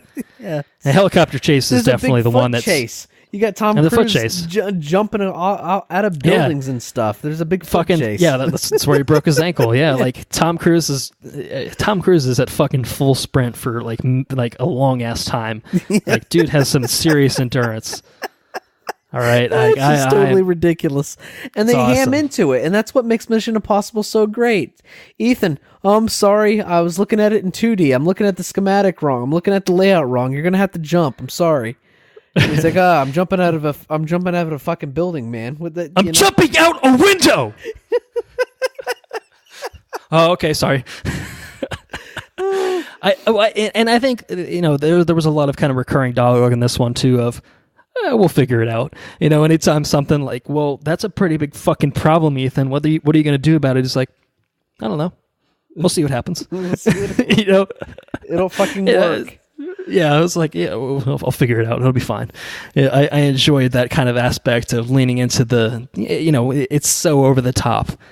It's everything gets stepped up to 11, but it works because of that. It doesn't feel like the helicopter thing, I think, is probably the most ridiculous of the set pieces where, they crash into each other and then it gets caught between like two like kind of cliff sides or mountain faces, Henry and it starts burnt sliding. by fucking steam, it's It's crazy. But, they have that whole fight kind of while they're kind of slowly, falling down the mountainside. And even just kind of, when they climb out and they have their little fisticuffs on the side, and everything about it is just ever so slightly exaggerated, but it works so well because of it. And everyone sells the shit out of it, and it all looks just so great. Like, you can't help but just buy into it. Henry's hanging out at the side of the fucking helicopter with a machine gun. Yeah. Oh, it's so cool. God damn. That's badass. I want to go watch it. Well, there's like the fucking Looney Tunes moment where Tom Cruise or Ethan tries to drop the fucking payload on him and he misses, and it's just like, oh shucks. And then Cavill looks up and is like, all right, well, fuck this. It just grabs the fucking gun and just goes to town. Like, it's awesome. It's good. It's awesome. It's good. It's totally awesome. I feel like you haven't talked enough about the bathroom fight. I know that was one thing that really had you hyped going in. Listen, did it live up to your expectations? I brought it up. He smacks that dude, and he instantly falls out with the scanner. And I they pulled his fucking limp body into the bathroom, and all the dude bros come in, and they think it's a big gay thing in the bathroom stall. And they're like, hey, let me get in on that, yeah, and they wake him up. And I got into a discussion about that whole sequence with a guy at work, and he's like, listen, that the guy that got knocked out by Henry Cavill, he pulls a pipe out of the wall and tries to, he just tries to use it as a weapon. And the guy I was talking to at work says, listen, if you got in a fight with that guy and he punched you, he just pulled a pipe out of the wall. He's obviously very, very, very strong. You would be dead. You cannot fight that guy. Well, fucking Tom Cruise and Henry Cavill went toe to toe with him, and well, technically they lost though. Technically they did lose. Yeah, he whooped some ass. They had to have Ilsa come in and intervene. Leggy Bay comes in and shoots him in the head. Yeah. I thought it was interesting though because Henry Cavill. I think Henry Cavill really sold that scene. Not to say that Tom Cruise isn't a badass, because he is. But you could see that this little fella really, really gave Henry Cavill a hard time, punched him in the throat, all sorts of stuff. It was definitely a well-choreographed fight scene. And there's... I think the whole reason I was pumped up about that whole fight scene was when you see Henry Cavill take off his jacket and he does like that 1-2 punch kind of thing to get his sleeve straight. He's got to reload his fist. Yeah. Yes, yeah, that got me instantly pumped. It's like, oh shit, he's coming in. If I was that guy that Henry Cavill was coming out of, I'm 98% sure I would shit myself. I would probably run away. But yeah, it was. I really enjoyed that sequence. But that's the thing. I went in excited about the bathroom sequence, and I left completely brain mushed because all the sequences were that kind of tier of action. Does that make sense? Mm-hmm. Yeah, no, yeah, there's not one standout set piece. They're all equally amazing. Yeah, I mean, you had the fight sequence there with Broker Bay, and she's got her garter with her knife and stuff. Yeah, it's fucking cool. It's so good. It's all so good. And like I said, they did a really good job of crafting that trailer, because I think there's something in the trailer for everybody. But they really, really pronounced that bathroom sequence. And, can't fight the friction! And it got me pumped, Yeah. But, like I said... Fucking Imagine Dragons, man. Who'd have thunk it? Radioactive, motherfucker. Well, speaking of Broker Bay... I know you were a fan of her. Did you catch that she is the daughter of Max from Mission Impossible 1? I did catch that, absolutely. That was a nice tie-in, wasn't it? Yeah, it's one of the few tie-ins to the first movie, I think. Yeah, it's like, I would say 1 and 2 are kind of not really all that addressed. No. In the later films. I mean, obviously Luther being, a mainstay from the first one certainly counts for something. But in terms of the plot developments, they kind of don't really... No. Definitely... Well, I would say they don't really acknowledge 2. I'll step on that in a second. But yeah, definitely that was much more overt tie-in to 1. I mean, in Ghost Protocol, I don't know if we talked about it in the episode, we definitely talked about it amongst ourselves. but there was that scene where he gets, he's like, they better be there or whatever, and you think it's going to be Max, and you even see her old bodyguard from one. It's the exact same actor, and then it's just some random dude, and it's just like, well, that's not Max. Right. We did talk about that. So I was excited to see them kind of tie into the overall mythos and kind of bringing in one more into the plot forefront. But I do think that there was a callback to 2, probably the only callback to 2. I would say, because there's Luther has the heart-to-heart with Ilsa, where he's just like, Ethan's only been serious about 2 women in his life, and he's talking about Julia, and he's talking about Ilsa. He's definitely not talking about Tandy Newton's character. No, definitely not. So he was not very serious with her. That was a fling that was immediately forgotten after the events of that movie concluded. But the callback to 2. So he, in that helicopter sequence, he ends up having to scale the mountain. Well, maybe those Grand Canyon climbing experiences really came in handy. You know what I'm saying? I thought about that shit. It's like, why the fuck isn't he? I was kind of expecting him to do one of those, when he does in the very beginning, where he kind of like he's like his arms are spread out, but he's facing the wrong way. And he's breathing. I kind of expected him to well, he didn't really have time for that shit, and in the thick of it. But maybe if they had shown it, because they kind of film it in a way where you don't, it's ambiguous whether or not he actually gets the detonator to pull the pin out of it or whatever. Maybe if they had filmed it in a way where you see him pull the pen out and then he just flips around to relax on the side of the mountain face, and I'm like, life's good, He spits the pin out of his mouth. Yeah. Fucking Tom Cruise. Fucking Tom Cruise, indeed. So good. It is so good. It's an excellent movie. I'm happy to awesome. have talked about it. Yeah. So Henry Cavill's Walker character meets an unfortunate end by the conclusion. Gets smacked in the face. It gets smacked in the face with that fucking. I guess was it like a hook or something like that? I think the way they left it definitely strongly implies that he will not be returning. Yeah. No, he's definitely not coming back, I don't think. Yeah. So it was interesting, to kind of see him as kind of the villain for the second half of the movie. I enjoyed him a lot. With Rogue Nation, they brought Solomon Lane back for this one to kind of be another villain, and they kept him alive again at the end of this movie, but then they make the decision to kill Walker. I think that's kind of interesting how that played out. I guess we won't have a Mustache Gate 2.0, I guess, if nothing else, but I enjoyed the Walker character. I enjoyed them bringing back Lane as kind of another villain, as kind of, I think it was especially enjoyable because Lane is such a different character here than he was in Rogue Nation. In Rogue Nation, he's very much in control of the Syndicate. This one, he's kind of just being passed around, and he's still manipulating things to an extent, but he doesn't have as much control as he would like, maybe until the end when he has what he thinks is all the control, were it not for one big oversight in terms of dismantling the bombs that they had set up. So, you gotta have at least one oversight, otherwise things end pretty poorly for everyone. But I really enjoyed this movie as kind of, it almost felt like a conclusion in some ways to the franchise. I'm not saying that it is. I don't think it will be. But basically in terms of kind of tying, especially like 3, what 3 started with Julia, with his wife.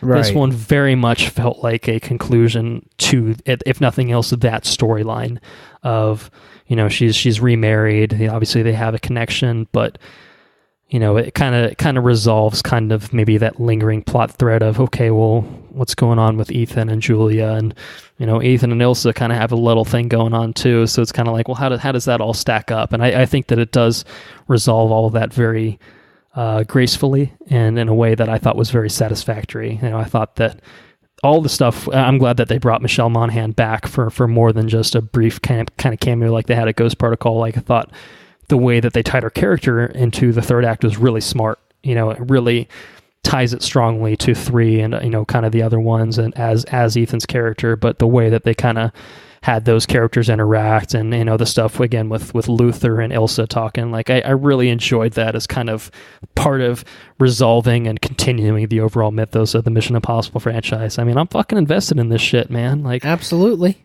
Like I'm eating that up 100%, by the spoonful. So I was very excited, and it's one of those few movies that did not underperform.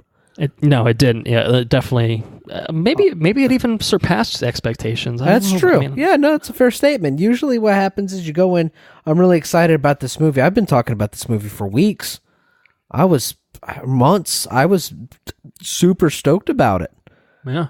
And I remember I went sometime without seeing the trailer, and I saw the trailer again. I was like, "Oh fuck, I'm really excited." Can't fight the fiction.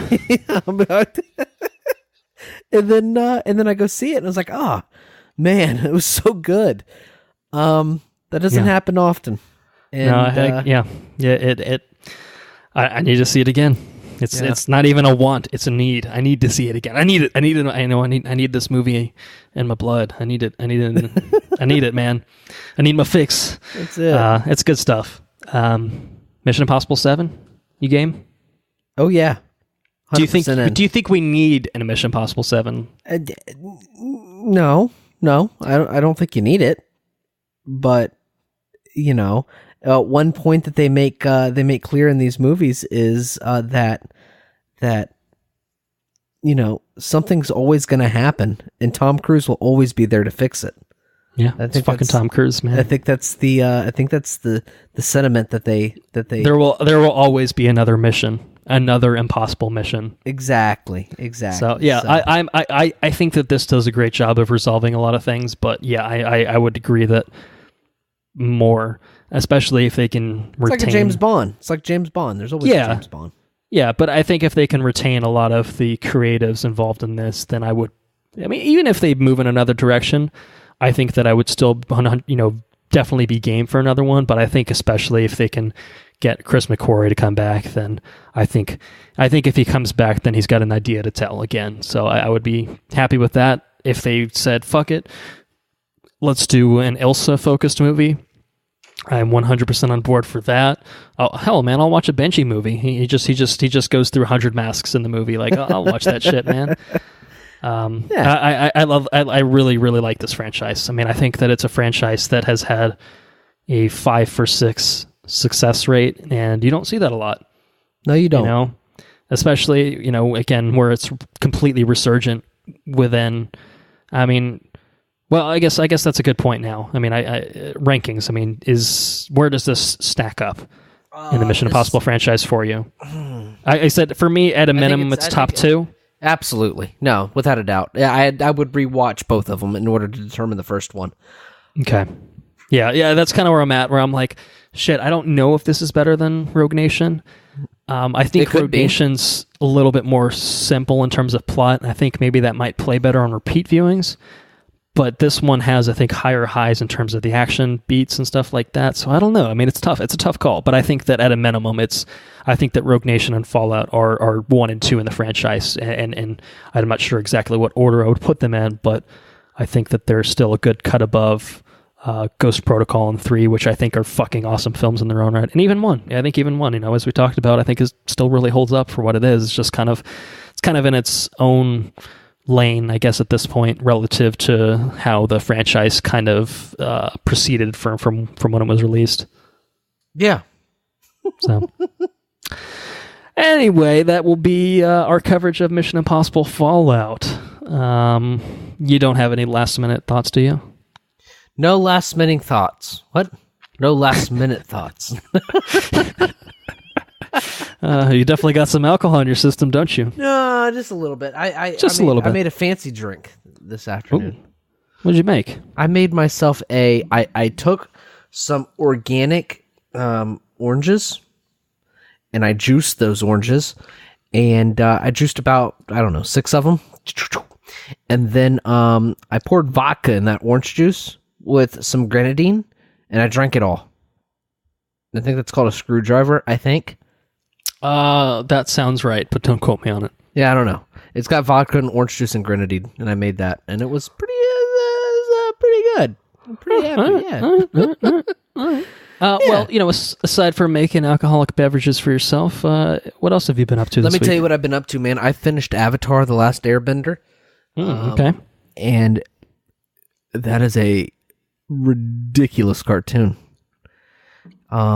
Ridiculous in the best way possible, I assume. Or no, not? yeah. It was really freaking good. There's some filler episodes here and there, but overall, every episode stands to have for the most part, they stand to have a serialized purpose. I think. The finale though, is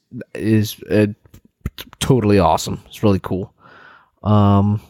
So I mean, it's an older cartoon. You can pick up the Blu-ray series at the Walmarts for I think like $30. I think is what I paid for it, somewhere around there. And it's pretty satisfying experience. I was happy to grind through them. I think it took about 3 weeks to get through them all. There's nine Blu-rays. Last episode is like 4 episodes or 3 episodes in one. But it's like I said, it's a really strong show. So I was happy to watch that. So what I'm doing now is, since I've finished that, I am trying to get a person that I've been hanging out with recently to get into Game of Thrones because she hasn't watched it before. So I think I might be retaking the dive on the Game of Thrones, which I am super stoked to do. And I am trying to finish Penny Dreadful, and eventually maybe I will start and finish Luke Cage, which I've been putting off, not for any one reason in particular. I just haven't watched it yet. Let me think. I think that might be all of it. All of it. Yes, I think that's all of it. What about you? What have you been up to? Bow, you shits! Bow to your king! He said Game of Thrones. I instantly got King Robert in my head. I didn't want to like step on your toes and start going King Robert on your ass, but such a good show, though, right? Yeah. Well, that's the thing is when you go back from the beginning, you get the season 1 goodness of Robert Baratheon. So you have to look forward to that. Your mother was a dumb whore with a fat ass. Did you know that? Bring me the... What's he say? Bring me the brush stretcher. Bring me the breastplate stretcher.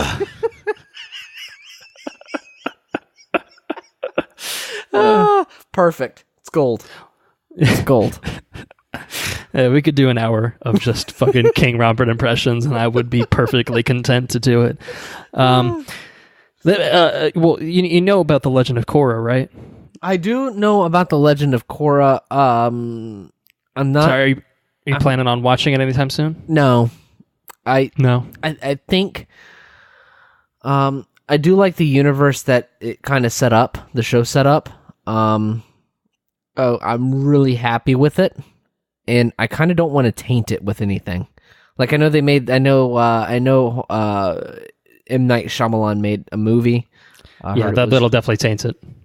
Yeah, and then the Korra, I don't really want to get wrapped up in another series.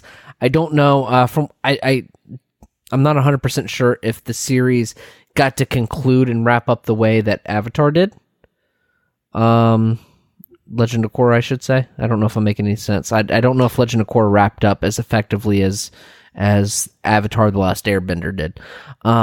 So I don't, like I said, I'm one of those people that I'm happy to walk away with a clean slate. You know what I mean? The story's been told. I'm good. I might get into it. I don't know. But at this point, I'd much rather finish some of the things that I have to watch. Yeah. I mean, I'm not sure exactly if it got canceled or anything like that. So I wouldn't be able to kind of speak on that. But I've heard that, from what I recall, that people seem to like it pretty well. But I'm not sure that... See, what I've read necessarily considered that it's better than Avatar or anything like that. From what I've read, from what little bit I've read, and it's been very little, Avatar is far superior than Legend of Korra. Maybe, yeah. Huh. I was just curious because you seem to like Avatar so much. Yeah, no, Avatar is definitely really cool, man. Transition to its the bending of the elements is a cool thing. they definitely take it in neat directions. And then at the end of the series, there's this really, really cool, like Bendu-esque character that teaches Aang, just this fucking super rad power, and he uses it at the end, and it's just really cool. So yeah, no, I'm all about it. I think it's definitely, I think you would like it. It's almost got like, I don't know, it's got like, it's not really Star Warsy, but it's kind of Star Warsy a little bit, you know.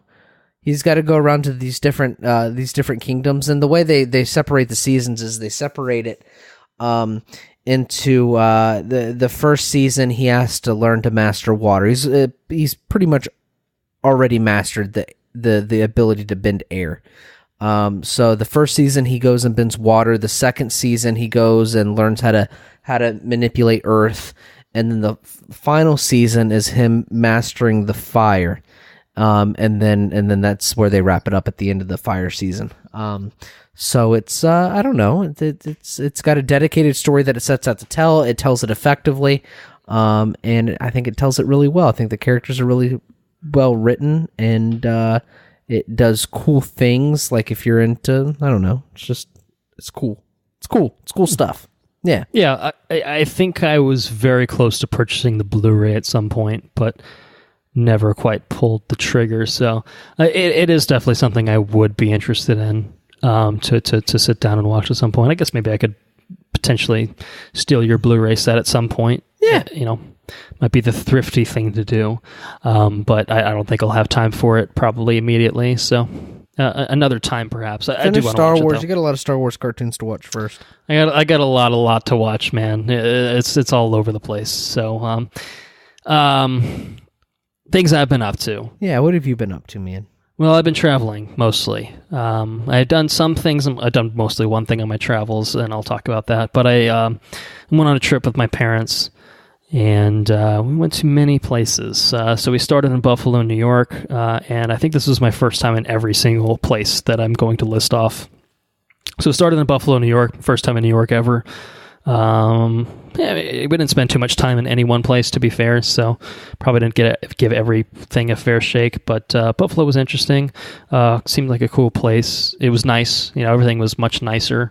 And I just spent some time in Texas where it was 100 plus degrees, so pretty much everything, north of that, it was like 70s to 80s on average, so it was much nicer temperature to deal with.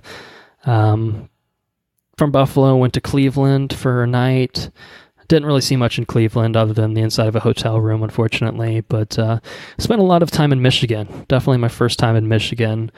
Spent a little bit of time in Detroit. Didn't see a whole lot of it. I don't think it's quite what RoboCop depicted. And then across the state to Traverse City and down to Grand Haven. Saw the Coast Guard Festival there.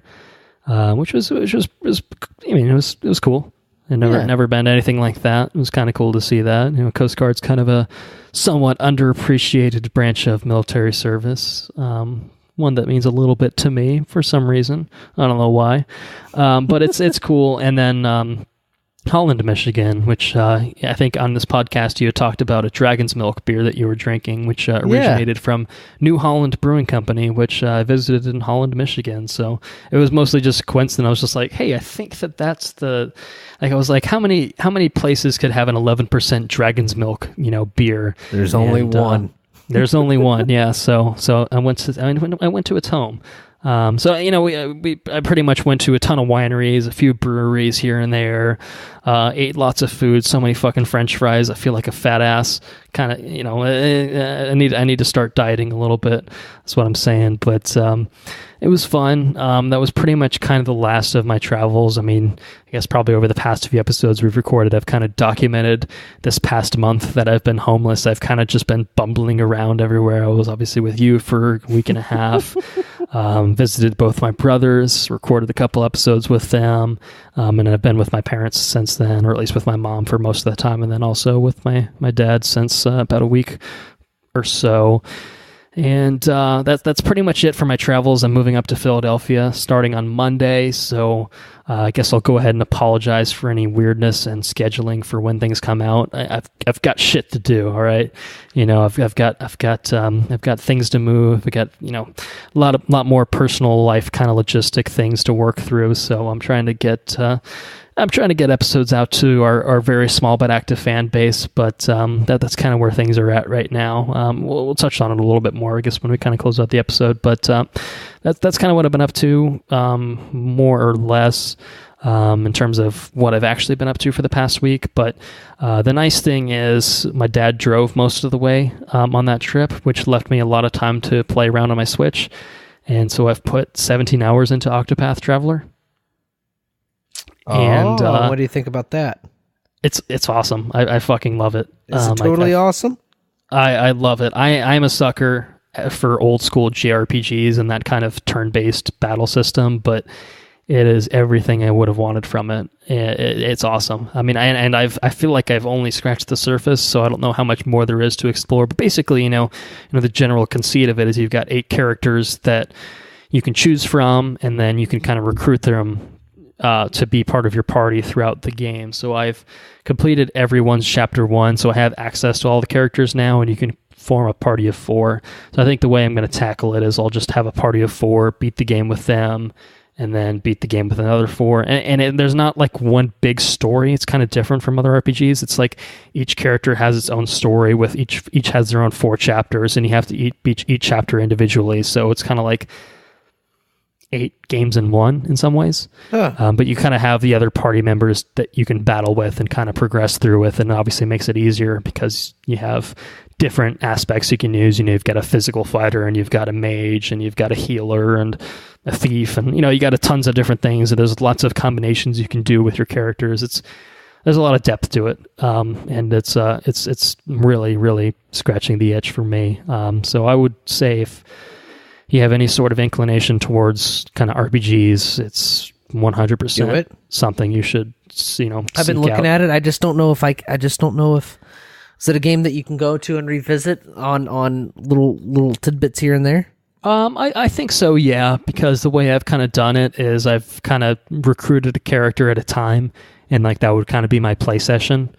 Okay. And then I would travel to another city, talk to people in the city, and then recruit the character that's in that city, and then hang it up for the night. And then the next day, go to another city, kind of explore the city, and then recruit the character. And how long are those segments that you play within? I would say the chapter 1s are probably an hour or so to kind of fully explore each character, do their each character you have to complete a dungeon and fight a boss at the end of the dungeon, and then they're part of your party or whatever. So it's it's not too bad if you do it that way. And then there's some time that you spend kind of traversing between cities and exploring the map and kind of filling out the map, I guess, and leveling your characters, and it's got random battles and stuff like that. So it just depends on how much you kind of want to, just rush through sections or what. But the only video games I've been playing here lately have been the ones that I can just kind of just play it in bursts.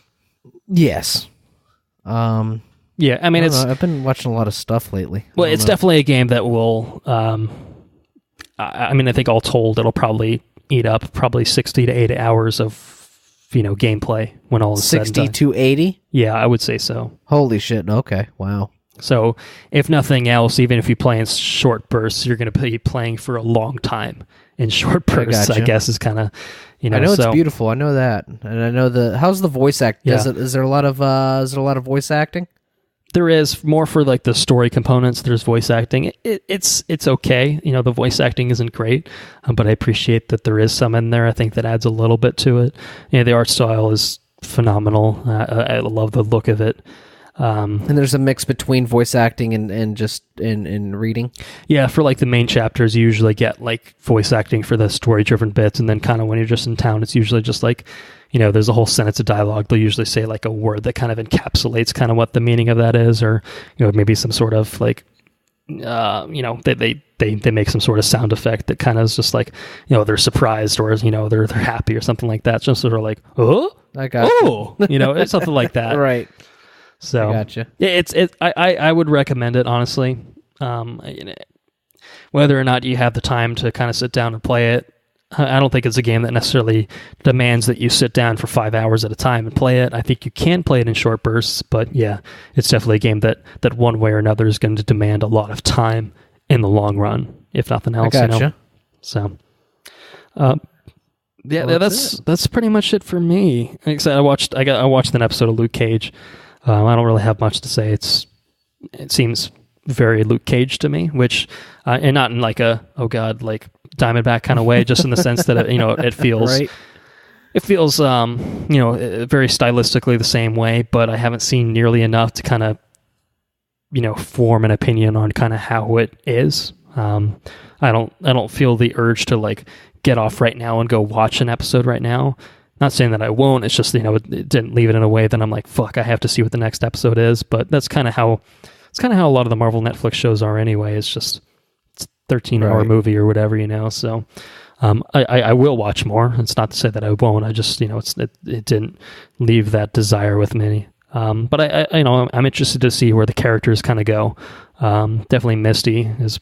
She's missing an arm now, so kind of fucked her up a little bit. So I'm curious to see where her story goes. Luke Cage, is Luke Cage and about. It's got a little Claire action. Rosario Dawson's always great. So yeah, I'm excited to see more. I'm just not busting at the seams, I guess, to see more. I guess so. Right. Yeah, that's it.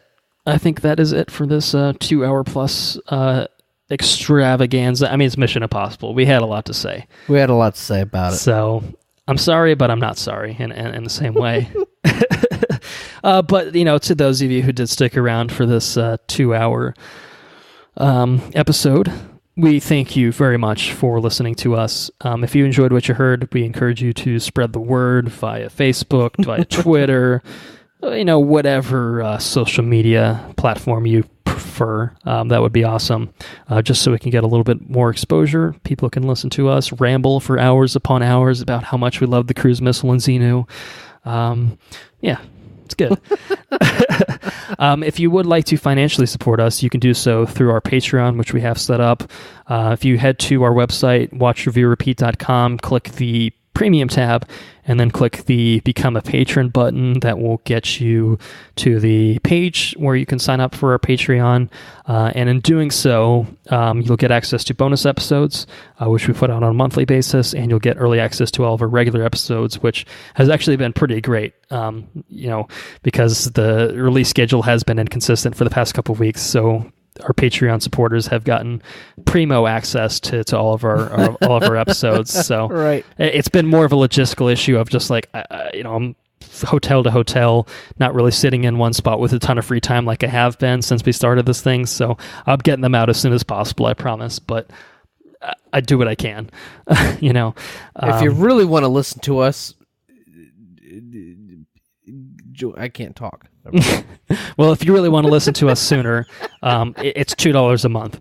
So that's it. That's if you're going to listen to us, I mean, I think it's a great deal because you get extra content and you get us as soon as possible. So if you're busting at the seams, then yeah, that's 100% the way to go.